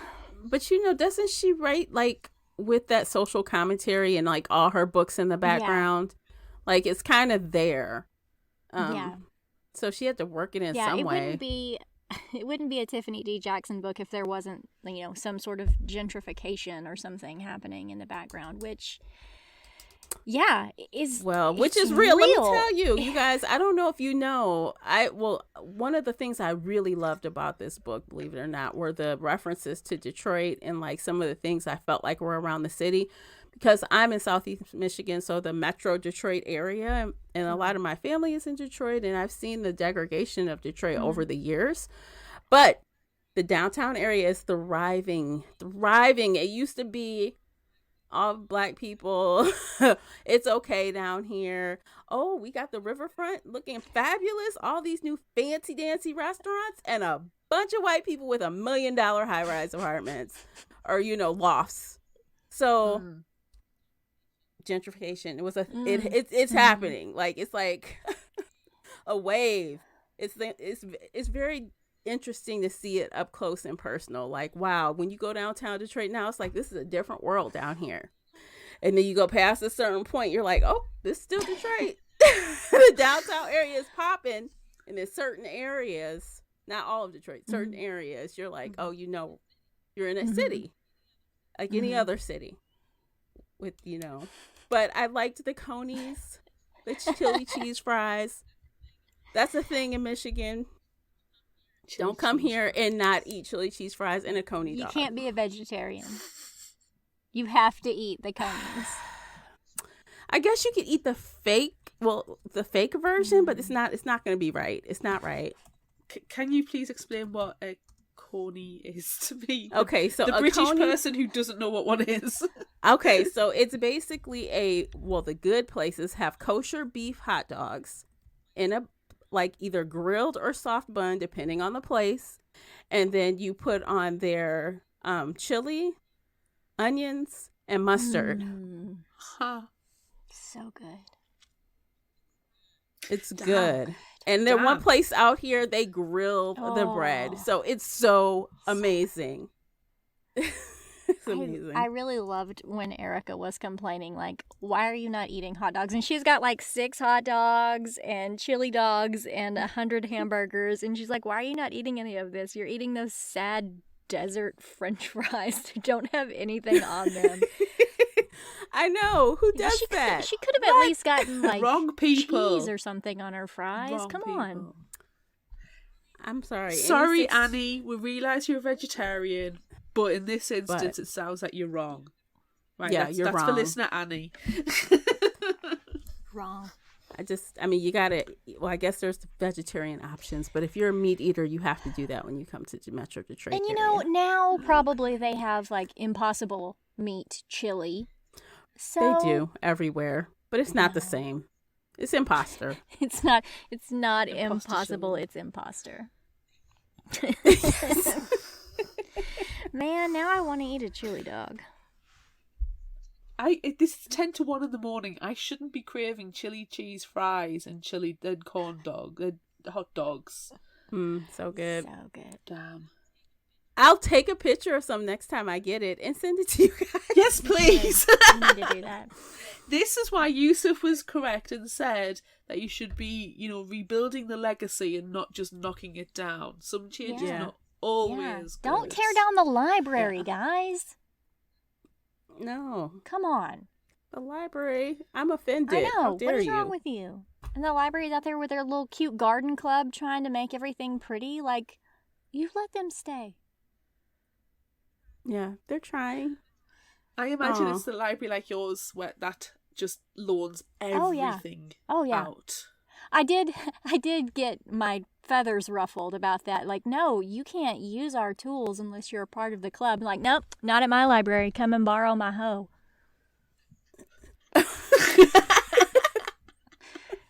You come on. I'll give you a rake and a shovel. I'll give you all the tools you need. You don't have to join the club. I want to borrow your hoe now. So you find out they're planting weed in the damn. backyard with it, or in the basement. Wait a minute. I have to ask you two. What are the seeds that the creepy reverend is pushing? Junk. Right, we didn't include a lot of it into the summary because it just kept happening all the time. That the preacher, Steve Clark, was just voicing over and pushing these seeds that everybody is buying. I honestly thought it was weed. Really? I feel Yeah. like Because it needs very specific heat, very specific circumstances for it to be able to germinate properly. And if you don't do it properly, you're just planting them in your front garden. It's not gonna work. that's a good well. idea. You need to give it the heat source. So I honestly That's a good thought idea. he was peddling cannabis seeds. That's a good idea.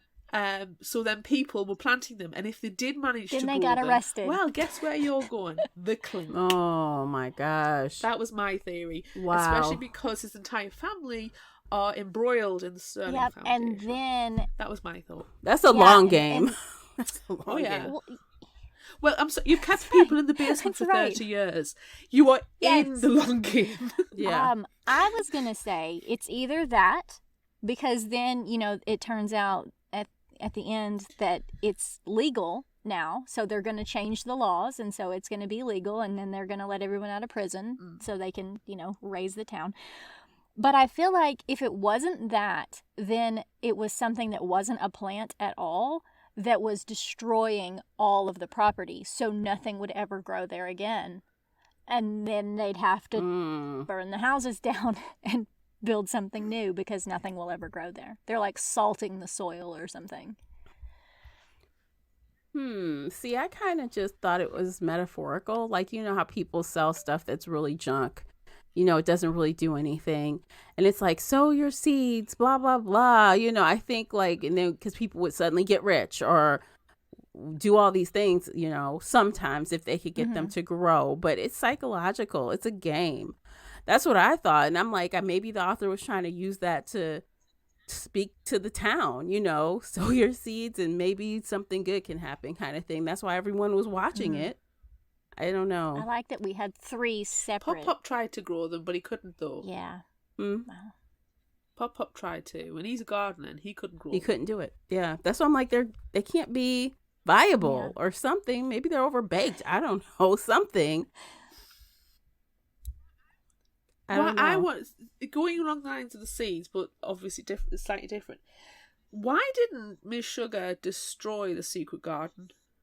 If she's so against the drug, why didn't she's accessing the secret garden? I feel like it's Why because didn't she destroy it? I feel like it's because she's an old lady and she didn't want to climb up the stairs. Possibly. Well, send your son, send John in to do it, because he's been messing around with the furniture in there and piling those things up. I mean, how much is that going to break Murray? She's at the point where she could harvest soon. They seem to grow very quickly, but I don't know anything about plants, never mind drug plants. And she's at this point where she knows she's going to be able to harvest.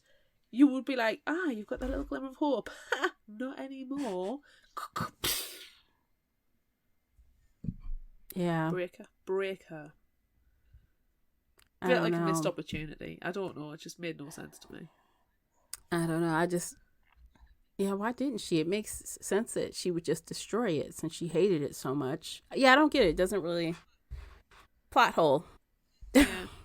It speaks like lines of things that didn't quite gel. I don't know if it's because I listened to the audiobook at double speed. Might be that, but I'm not going to blame it because audiobooks are great. Sometimes I got confused over timelines. Like, all of a sudden Mari's at Yusuf's house, and then next thing it's in the middle of a dream. And I'm saying, am I blaming this on double speed of listening to the audiobooks, because it just seemed to blend into one sentence or one paragraph. Like, I couldn't get that grasp of time and place quite so easily. And it felt like at one point we're in the kitchen, and then we're in a dream, and then we're at school, and then we're back at home, and it just seemed to be quick, that I couldn't quite get the grasp of what was going on as quick as the narration was going. Yeah. I don't think what did I listen? I think I listened at 1.5 for some of it. Well, I started at 1.8 and then I dropped it to 1.5 after that happened to me a couple of times, Claire. So after I was like, wait, did we change scenes? So I ended up going back 15 seconds and I listened harder. I'm like, oh, so this is a new scene. So after that happened a couple times, I slowed it down, and I'm like, well, maybe this will help me determine when the break is. And I still had some problem with it, but I did slow it down because of that.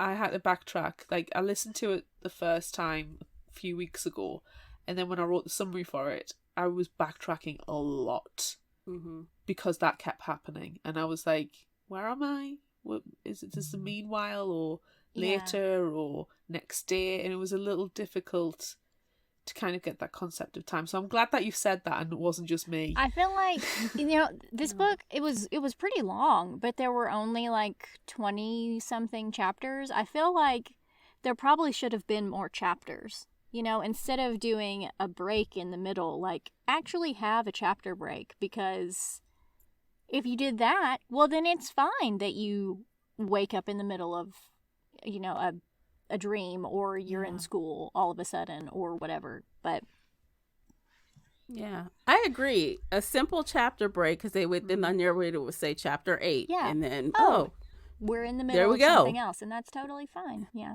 right. Yeah, because thematically that would work very well. Well, lesson learned for next time, ma'am. Don't take our advice though. I'm not published, but I do agree. Just readers, yes, who look at things in a minute detail. It could have also been, because we all listened to it. It could have been, maybe we need to have a little bit longer of a break in between those sections. And as an audiobook narrator, you got to pay attention to that. You got to pay attention to how long your breaks are, because that's what people are listening to. They're listening for your cues. Yeah. Or maybe it's editing. Could be editing. Maybe they took out. Yeah. Yeah. Hard to tell. I'm glad that we're getting like so nitpicky. Well, that pause was only 3 seconds. It should have been longer. It's not nitpicky when you're confused enough that you have to keep backtracking. That's true. And if it was once or twice, fine. I wouldn't have said anything, but it happened multiple times. And I was getting to the stage where I was listening to the same scene over and over again, going, I'm actually kind of getting bored of this scene now, and the creepiness is being lost. Because, is she dreaming? Yes, she's dreaming. Right, this is a dream. We're fine. We're clear. We understand where it is. And yeah, fine. If I read the book, I might not have experienced that. But if, in my opinion, as humble as it is, and again, correct me if I'm wrong, if I'm listening to an audiobook, I should still be able to pick those cues. Yeah. I agree. And honestly, it really adds to the time when you have to keep going back, and that makes it less enjoyable because you have to keep doing that. Yes. So, yeah. Did you guys like the narrator's voice? No. I liked her voice. Her voice was fine. I didn't like her sound effects. She did not do a good job with the sound effects. There was, I like, oh yeah, that's fine. We've listened to some, I think it's because we're spoiled by the Don Kurtagich books with the creaking and all of that, because those were fantastic. But this one, I don't know, there was, like, when John was swinging the axe at the end and she was like, I don't like that. Oh, yeah. I don't like that. I'm not into that.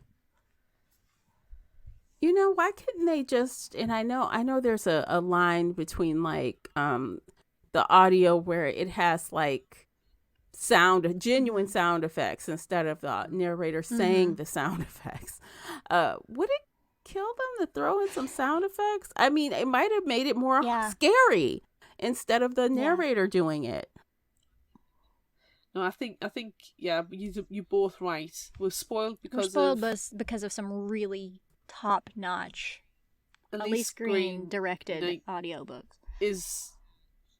If she'd done this, I think it would have been one, like, really, really scary book, because she would have included the sound effects. And she would have added music in. It would have been good stuff. there would have been a lot of atmosphere to it. I didn't mind the narrator, like, generally. I've heard better. I've heard worse.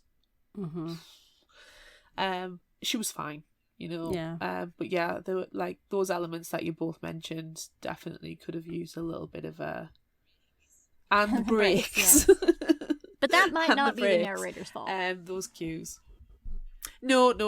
We'll just say audio production could have used a little bit of a scrub in that regard. It's the same with having the creak.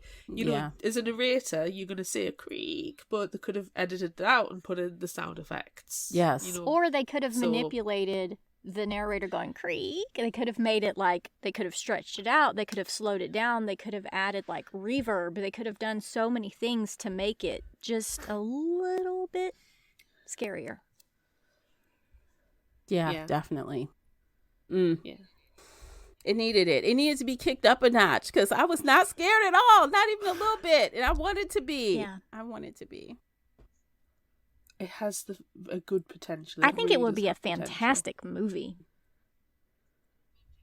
I would love to watch it. Oh, yes. I would love to watch it. I hope it's being optioned and someone's bought it. I hope, like, freaking Jordan Peele has bought the rights to this book and he's going to make it, because that would be my God. fantastic. He would kill it. He would change some some stuff, though, I know. I'd just been to see Nope while I was busy writing the summary for this as well.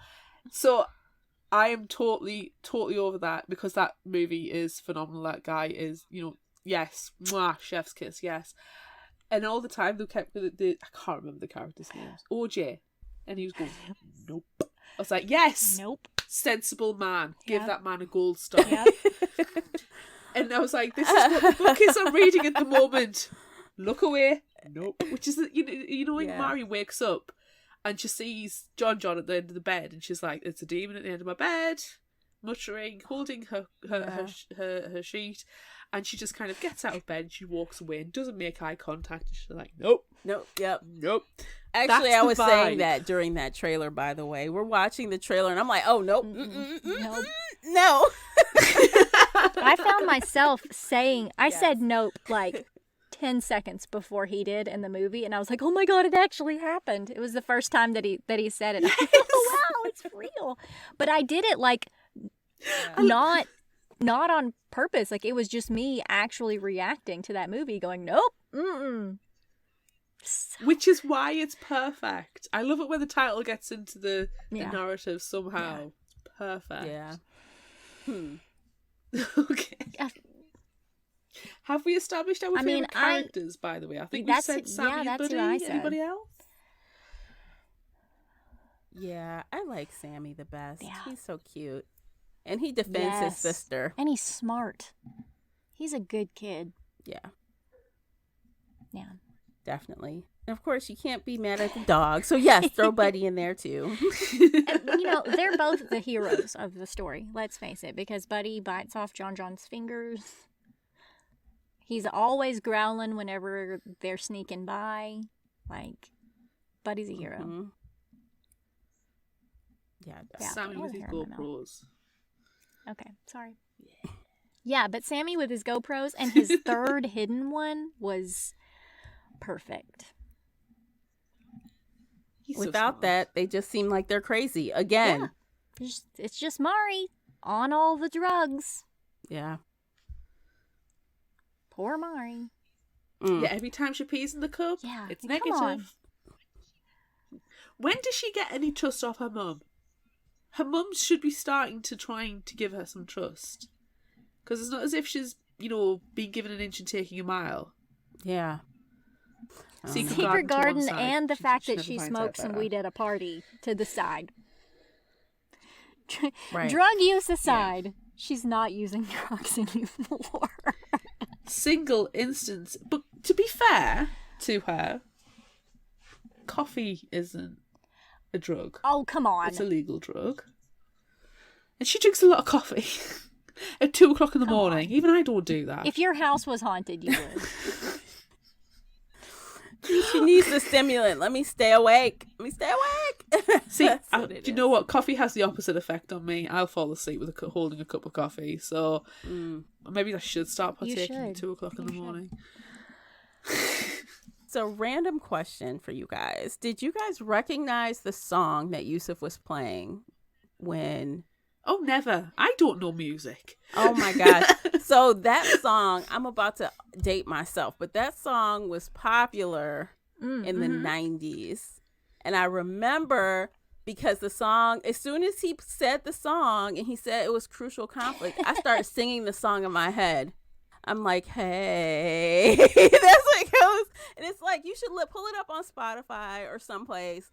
Look for that song. You're going to be singing that stupid song, hey, in the middle of the barn. You're going to be singing that. I'm telling you.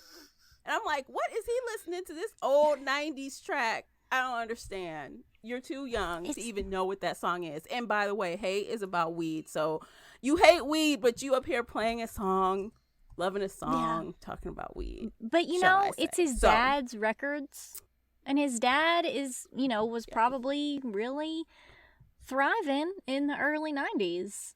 So his dad was probably... Yeah, probably. You're not going to get me to admit how old I am. It's not going to happen. I'm like, I don't know what ages you guys are, but probably. Well, now I need to know. It's my birthday on Sunday, and it's a big one. Oh, happy birthday. Thank you. So I'm not, you know, I was a teenager in the 90s. My album of choice is Jagged Little Pill by Alanis Morissette. Oh, then we probably are the same age. I imagine we are contemporaries. But, yeah. I love the 90s. The late 90s especially, but... My friend is just only ever listens to 90s music. However, he is a bit of a stereotype, so it's all Spice Girls and Sugar Babes and boy bands and mainly girl bands, and he is a bit of a stereotype. Oh, guess he's got that going for him. That's great. That's great. To be fair though, the playlist at his wedding was absolutely amazing. Was it? That's awesome. It was. And that's he did have Tina Turner's Proud Mary, and every time I hear that song now I just remember dancing at his wedding. Yes. That's a good choice. Good song choice. I'm like down for that. I need to look up that song on Spotify though, because it is a known fact. Look it up and play it. It is a known fact that I have absolutely no music knowledge at all. I'm bringing up my Spotify right now so I can put it in my search history. Yeah. Yes. Hopefully it's on there. It's pretty old. You never know, because that was like a one-hit wonder, I think. I don't even think they had... Well, I know they had a full album, but I never listened to it. I just listened to the song that was on the radio by them, so... Mm-hmm. Oh, it is. It's all right, okay. Yep. They are listed as a Spotify certified artist as well. Oh, okay. God, they've got loads. I don't... Here has had 5,632,202 listens. It was a popular song amongst the older teens in urban areas. They get over 80,000 listens a month. Really? Wow. Yeah. So still relevant. Yeah. Yeah. There you go. I was singing that song like it was yesterday. I don't remember the rap words, but I remember that chorus though. Now, see, so like when I was younger, you know, I have a sister who's older than me by quite a bit, so I was listening to all the stuff that she was listening to, you know, in the 80s. So, like, you give me some Sir Mix-a-Lot, and I'm going to sing every single song, every single word, because that's what I listened to growing up.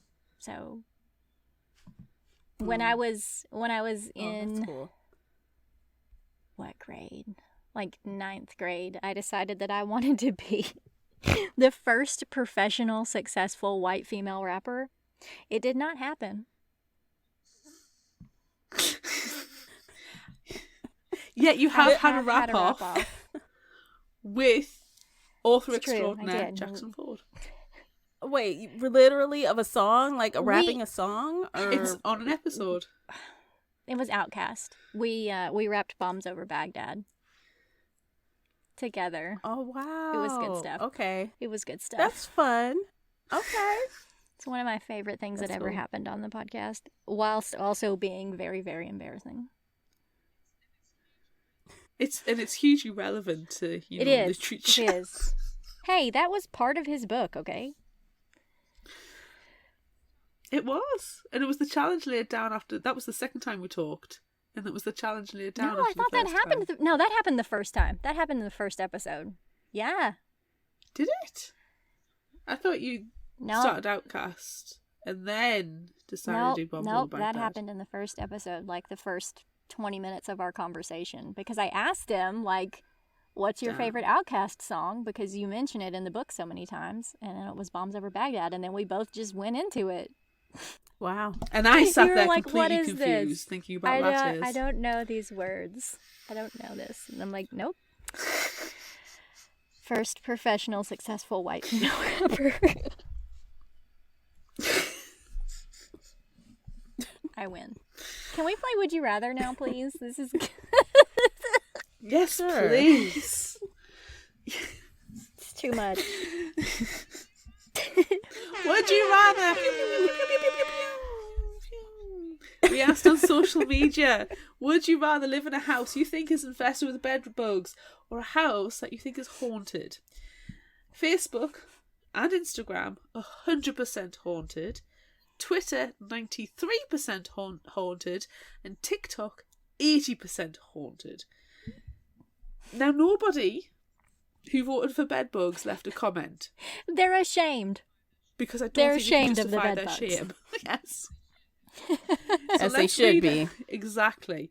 We have loads of comments, so we'll We don't have to quickly read all of them those because there's a through. lot. We will read our fan favourites. Coral on Facebook said, I can deal with ghosts, but bedbugs, nope. Nope. Bree on Facebook said, ghosts, you can exercise and still keep your stuff. Bed bugs, nope. Burn it all. Mm-hmm. Annie on Facebook, ghosts float around. That mist is hygienic. What? That doesn't even make sense. Okay. But it's fine. It's fine. I like that PC Cast on Twitter said that a ghost is easier to get rid of. Mm-hmm. Kelly DeVos, author extraordinaire as well, on Twitter said, so much haunted unless the place is haunted with ghost bedbugs. Oh, Lord. Double whammy. Oh, man, we had a lot of authors comment on this one. Sparks Lily Rose on Instagram, Lily Sparks, author of Teen Killers Club, also wants haunted, 100%. So many authors. Can we give my favourite library comment Yes. that you got Yes. from your colleagues? Haunted, ghosts are fun and sexy. Bedbugs are not. So I need this person's ghost lit rec because I guarantee you she downloads stuff from She's the going to have internet. something good. Some sexy ghosts. She's going to have some self-pub stuff on her Kindle. I mean, I want to know what's a sexy ghost. Give me some examples. Give me an idea of what to do. We need to know. Where to find that. We need to know this. I don't know. Yeah. I need the URL and I need it. All now. right. So, I mean, are we unanimously going haunted? I'm haunted house. Yes. Give me the haunted house any day. You know, at a drop of a, I will go to the haunted house. I will take I will get an EKG and I will do some EVP. I'm there. I'm there.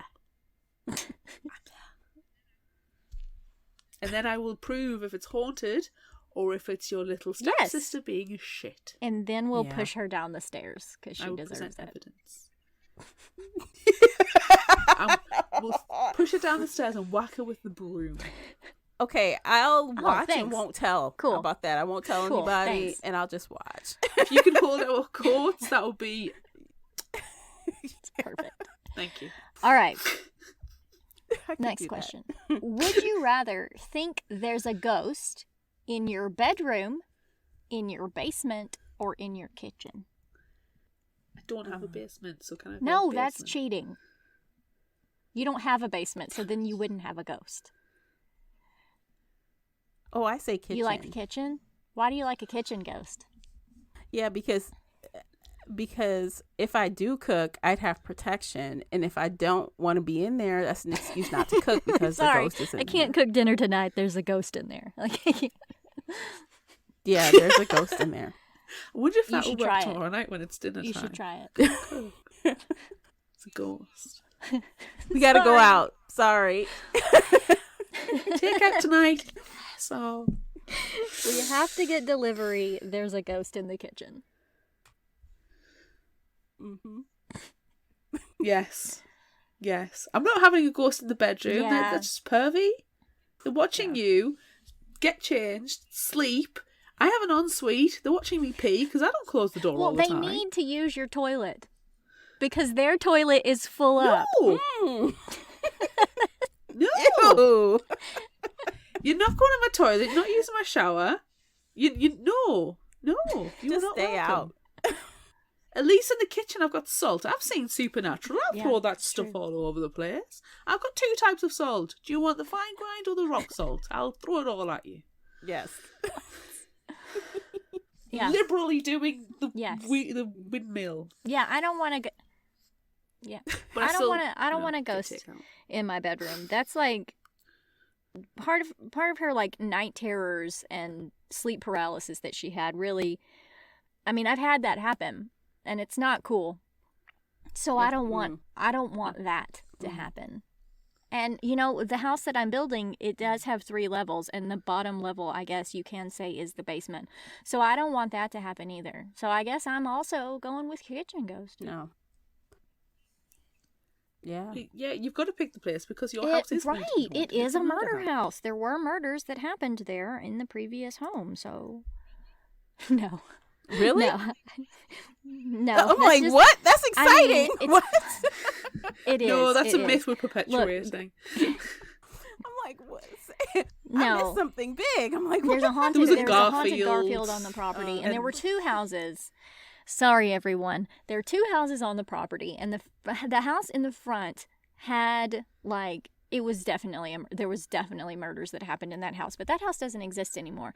But you cannot tell me that someone was not murdered in that house because the front door didn't have a doorknob, it only had a deadbolt. You cannot tell me that someone was not locked into that house to die. But it's not there anymore, so it's fine. It's fine. We'll still get the Ouija Yeah. board out over Yeah. the site, just to stimulate the ghosts in the trees, Yeah. and then the trees start creeping in. Yeah. Ew. It's fine. It's fine. Thanks. I don't live there. I'm fine Thank with you that. for haunting my house. You're welcome. Jeez. Okay. Now, what's our next question? No. We're saving yours for last, Tamara, by the way. Oh. No, I but know it's so good. It's so good. complicated too. No, it's a good question. It's good. Would you rather see a hand turn off your shower with you in it, but naked and soapy, or someone at the bottom of your bed fisting your duvet? No. Oh my god. You know, I kind of thought, Neither. Claire, that your question was going to, because you mentioned her being naked. I thought it was going to have something to do with her being naked. And, excuse me, the times that we did not mention where she stripped off all her clothes and ran naked through the streets. We didn't mention that. Yeah. So I thought that's what you were going to talk about. I thought you were going to talk about being naked, but you didn't. You didn't go there. No. I don't know. Which would I rather? I guess I'll take the shower. Yeah, I guess. He shook his hand. As long as it doesn't touch me, we're fine. As long as it doesn't touch me, we're good. Yeah, I guess I have to agree with you. I have to go with the shower. But back to the question before, with I don't want to sleep paralysis, night terror with someone in my bedroom. So No. No, I'm with you there. The hand is easier to dismiss Mm-hmm. than Yeah, because you're only seeing the hand. It's only the Stealing hand. your comforter. So that's fine. Miss Sugar's really audacious, isn't she? I mean, Miss Sugar does not give one fuck about you. No. No. She's there to do a job, and she's going to do it. I hope she's getting a good paycheck. But we know she's not. She gets the house at the end, and it's fully renovated. You know, the electricity's been brought up to code. It's not a bad deal. You can avoid jail. She'll have a toilet she can flush now. Yeah. She doesn't have to have a poop She doesn't house. have to travel all the way down to the other end of the neighborhood to poop anymore. I need to go to poop. 219. 219. No, Ma, it's 218. 218 now. Sorry, 219. We've pooped up 219. We got to move on. Do you think they pooped on the secret garden for some? Yeah, that's why it's growing so well, because they pooped on it. It's fertilized. Yeah. Yeah, you're going to have to toss that out. Don't that's smoke gross. that. It is not going to smell very good. That is poop. That's not It might kill you. Something might happen. I don't know what. And Murray thought the first time because she was spiked. Whoa. Oh my God. Yeah. She's got nothing on it. Good job it's going in the compost heap. Yeah. Would you rather encounter John or Miss Sugar? Miss Sugar. Easy. I'll take that old lady on. I don't care. I'll give a 0 fucks. I'm telling you.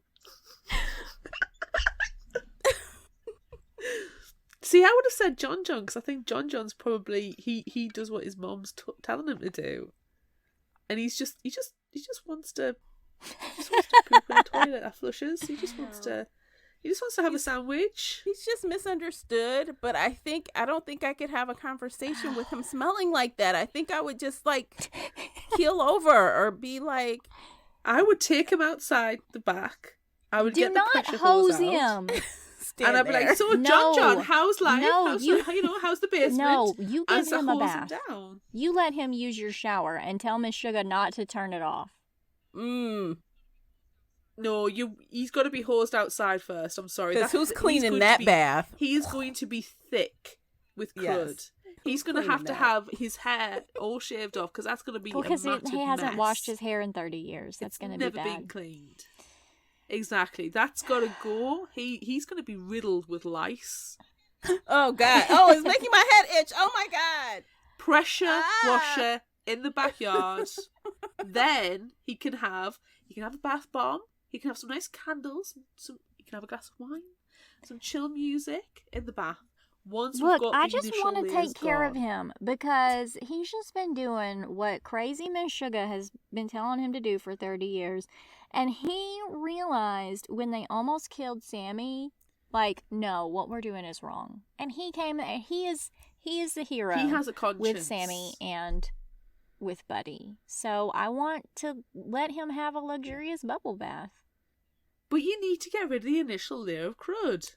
You do. Because otherwise he's just lying in his own filth. Ew. Oh, gosh. Oh, yes, true, facts. So we need to get rid of it, have a nice exfoliate, and then he can just lie in the spa bath and relax, and we'll take care of him, and we'll give him a sandwich to go in with, because the height of luxury is having a sandwich. Yeah, having a tuna sandwich in the bath. No, you can't get your bread wet. You can't have a sandwich in the bath. That sounds like a euphemism for something else. But he's in the bath with his tuna sandwich and Crucial Conflict playing in the background, and his candles, and just relax, and he's just chilling. But we'll give him a blunt. He'll be good with it. Oh, he'll be fine. But we have to get rid of the layer of crud. Fine. It has to go. So get rid of his layer of crud. Give him a coney in the bathtub with his weed, and it'll be fine. Yes. Yeah. Yeah. He will come out of there. Well, you won't even know who he is. You'll be like, who is this handsome man coming out of my bathtub? Exactly. Why were you in my bathtub? Fingers? What is Oh my happening gosh. right now? His fingers His are gone. fingers are gone. We need to Ugh. move on. At least Buddy didn't swallow them, you know. At least they got them out. Maybe And they he didn't can. have to. Maybe they poop can them out and reattach didn't them. have to try and Yeah, surgically reattached. Who? He can't even go outside. that's true. They're be gonna fair, die before he don't know gets when- outside. John's gone. John's in a tunnel Damn burning it. somewhere. Sorry, John. Damn it, We're really sorry for John. him. If there's one character I do feel really sorry for, I feel more sorry for John than I do for Piper. Yeah, sorry. fuck, She can push her down the fuck right stairs. off. I'm serious. That's all she gets. If I have to keep only one person That's out a- of those two, I'm keeping John. Yeah. He needs a second chance. I felt so awful when he started to talk and he couldn't speak. He's like stuttering. He's trying to say wait, and I'm like, oh my God. He hasn't. That's awful. You can't even express yourself. And it's like, no wonder like people are taking advantage and like making up stories because you can't even defend yourself properly. Or you know what I mean? Like, It's supposed to prove that awful. a lot of people, you Yeah. know, garbage people Yeah. that misjudged him. Yeah. There's a lot of people responsible for putting him in that horrible situation. So we need to give him a bubble bath Absolutely. and a coney and some weed and save him.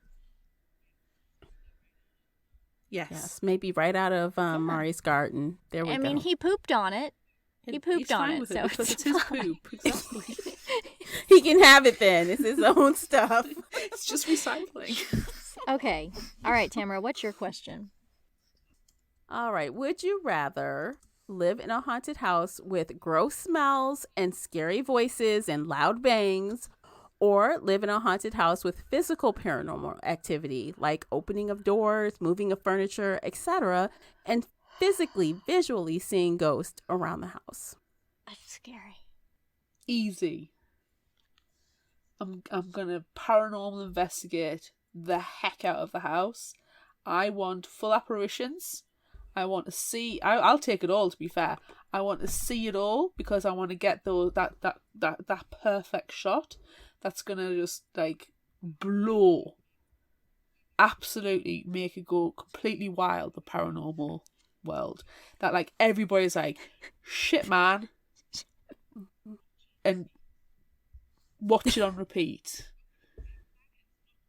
I'm gonna have Okay. Zach Baggins knocking on my door, going, "Wow, amazing! Can we have this for my haunted museum?" Nice. Easy. Give me that good stuff. Yeah, I think I'm gonna have to go with real physical stuff too, because like smells really bother me anyway, and so if it's like a haunted smell, that's worse. Smells and stuff really bother Yeah. me, and sounds too. Everybody knows that I have weird sound problems. I mean, I'm fucking terrified of wind chimes, so you can move all my glasses around in the kitchen. That's cool. That's fine.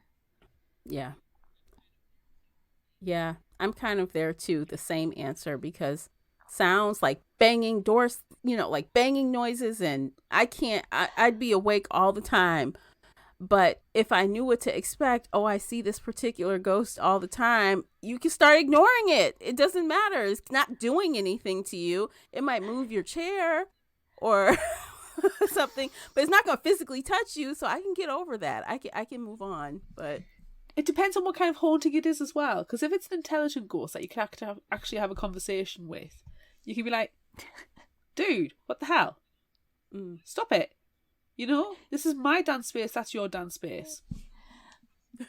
And then like you can have some kind of negotiation with them. Like, "Stop coming into the bathroom when I'm peeing. Go poop on your own weed."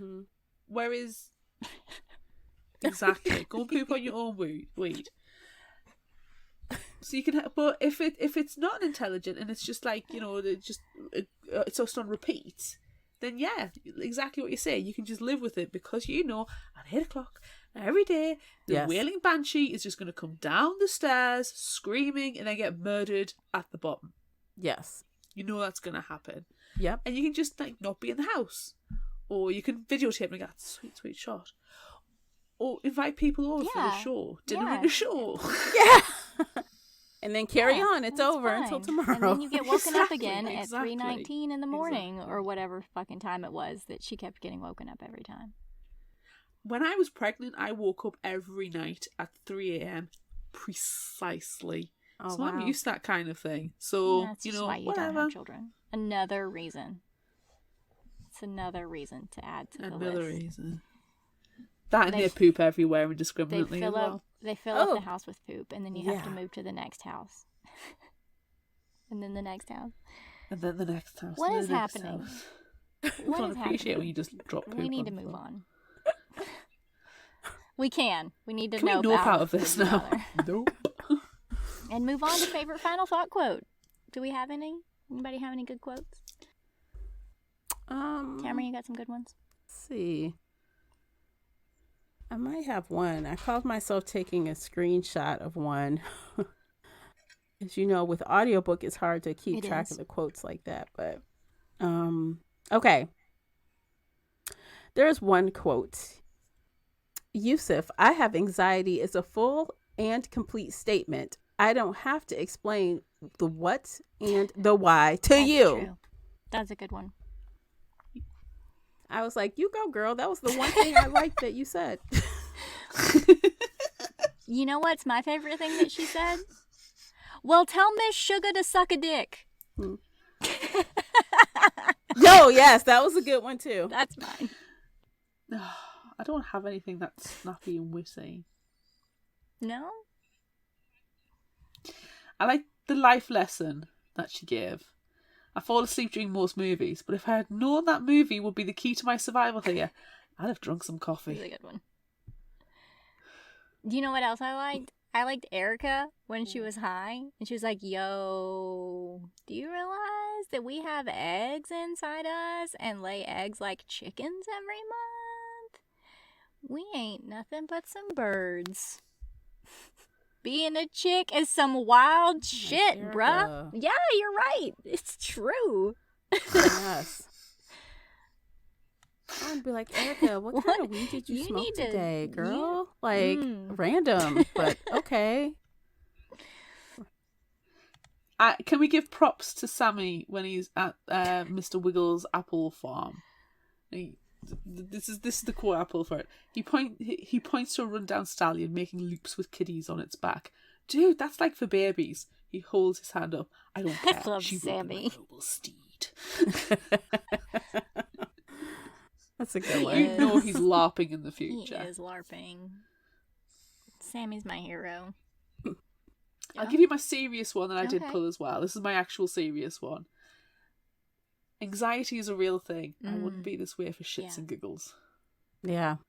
I hated though that Yusuf was like, "What do you Yeah. have to be anxious about? Like, you have a house, you have a family," and then she's like, "Yeah, I can't help it. It's not like I chose to do this." Mm-hmm. He doesn't know her either. He doesn't know anything about her. Yeah, Yeah, there's he just different met levels her. of anxiety. Like you can be anxious about some weird stuff. You don't choose it. You can't help Exactly. it. No. Don't be a judgy dickhead. You know, I don't know if you guys have a Talkspace sponsor, but if you do, this would be a great place to insert it. Everyone needs some therapy. Yeah, Hey, we need Talkspace, that. hit us up with sponsorship. Yeah, get Or one. Waffle We have House. so many sponsors that we wish we had, but we don't have any sponsors. It's fine. You'll We get are. But some. we're open It's to fine. it. One day. All right. If you like this, try this. Got any recommendations? Did you find anything? You found one. I do have All right, one. what is it? I have What is one. it? I do have one. And I read the book, actually. So, Alyssa Cole's When No One Is Watching. Have you read that? No. So, it's kind of about another, like, community situation that's kind of going through gentrification. And it's like you think something weird, odd is going on, but it has a similar vibe of it's not what it appears to be. You know, that same, like, social commentary type of thing going. But it's adults, but it's not adult. There's nothing in there that would stop a teen, a YA lover from reading it. So, yeah. Although I rated that a lot lower than I rated this one. I'm just saying, I'm full disclosure. But at least you're recommending it, so that it can't be that bad. Yeah. No, it's not that bad. If you like this is in that wheelhouse. It is. So you should like that. Don't come for me if you don't. People should probably come for us all the time with stuff that we say, but no.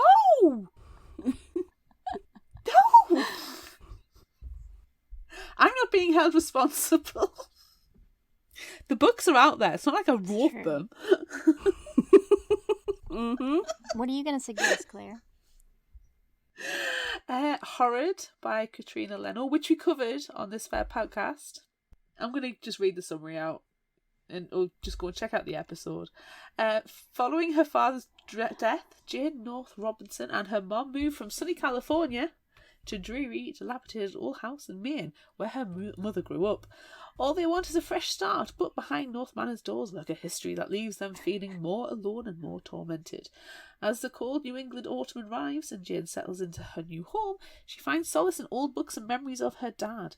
She steadily begins making new friends, but also faces bullying from the resident bad seed, struggling to tamp down her worst nature in response.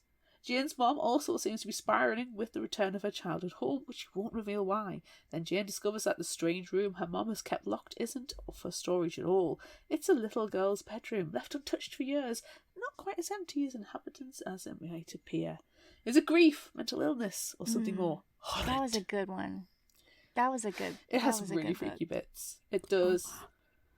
It's not even a hashtag tenuous link. No, it is legitimately a link. It is the same. It's the same thing. Except, is it? But more paranormal. It's more paranormal. It's true. It is. And it's even got the strong smells because of the roses. It does. It's actually a ghost. It has an actual ghost. An actual real ghost. That sounds good, though. It's really good. It's really good. We like that one a lot. What's yours? I'm going to suggest another book that we've covered on the podcast a long, long time ago. That was in the before times. Yeah. I know. We need to cover it again because it's the Don Curtigage, and everyone knows how much I love Don Curtigage. And The Trees Crept In. Ah, that book's creepy AF. It is so good. It is so good. You might also know it by its UK title, The Creeper Man. Every time I hear the Creeper Man, I sing in my head, I fell in love with the Creeper Man, and that's completely inappropriate for the book. That is not the same kind of Creeper Man. It's nothing to do with the book. Exactly, but I can't help but sing it. No. I think I have that book on my TBR, though, Amanda. It's so good. It's so good, especially the audio. You have to listen to the audio. So the summary is, when Scylla and Nori arrive at their aunt's home, it's immediately clear that the manor is cursed. The endless creaking of the house at night and the eerie stillness of the woods surrounding them would be enough of a sign, but there are secrets too, questions that Scylla can't ignore. Why does it seem that, ever since they arrived, the trees have been creeping closer? Who is the beautiful boy who's appeared from the woods, and who is the tall man with no eyes who Nori plays with in the basement at night? A man no one else can see. This is one of my most favorite books of all time. Is it? Oh my gosh. Creepy. So good. Okay, I'm gonna definitely get to it then. You need to. You've convinced me. Every Dawn Curtigage book needs to be listened to at least once. At least once. Yep. In the dark at 2:00 in the morning. Yeah. Oh wow. Or driving down a creepy, curvy, winding road in the darkness. Ooh, there's lots of those in my area. Yeah. By yourself as well. Yeah. You need to listen. You need to listen to Dawn Curtigage. She's the master of horror. Wow. Okay, I had no Yeah. idea. She was on. I remember when this book came out. It was kind of popular at the time, and I'm like, I must add it to my list. I just never got to it. You need It's to. completely worth it. It's It is amazing. so good, especially the audio produced by Elise Green, my hero in life. So good. Do we have any indie spotlights this week? We do have an indie spotlight, and it matches up with parts of our book this week, so there is a tenuous link. So this one is The Displaced by Rodrigo Ribiera Diebre, and it's set on the west side of Los Angeles in 1999, and it tells the story of a primarily Latino working-class neighborhood already polarized by street violence between rival gangs, made even more uneasy by the looming threat of Y2K and #tenuous link gentrification. While Y2K was the threat that wasn't, rapid gentrification is something that still poses a threat for many long-standing communities in urban areas all over the country. Rodrigo Ribiera Diebre was born and raised in LA's West Side, and his novel is inspired by real experiences he had while growing up in the neighborhood. Nice. Yeah. Interesting. Yeah. Interesting. All right. So that's it for this episode of Fictional Hangover. I'm Amanda. And I'm Claire. And Tamara, tell us where we can find you. Oh, absolutely. You can find the Shelf Addiction podcast virtually on any podcast app. Just look it up. You can also find me on Instagram, Twitter, and Facebook, and TikTok at Shelf Addiction. Yes. And we also share your promo in a lot of our episodes. Really? Oh, you guys are the best. Yeah. Yeah. Join us next time as we discuss From Dead to Worse by Charlene Harris. Look out for our Would You Rather polls on social media. Don't forget about our book club and monthly challenges on Facebook. Be sure to visit our shop on Redbubble at fictionalhangover.redbubble.com for all your favorite Fictional Hangover themed merchandise, and become a patron of ours on Patreon at patreon.com/fictionalhangover. Until next time, remember, the only cure for a fictional hangover is another book.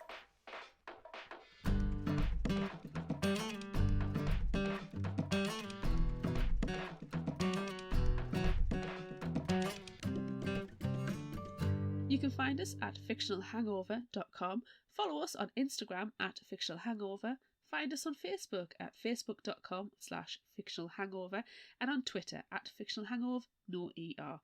If you'd like this episode, check out our others and rate, review and subscribe so you don't miss out. And finally, special thanks to Liz Emerson for our music. You can find her on Facebook and Patreon. Thanks for listening.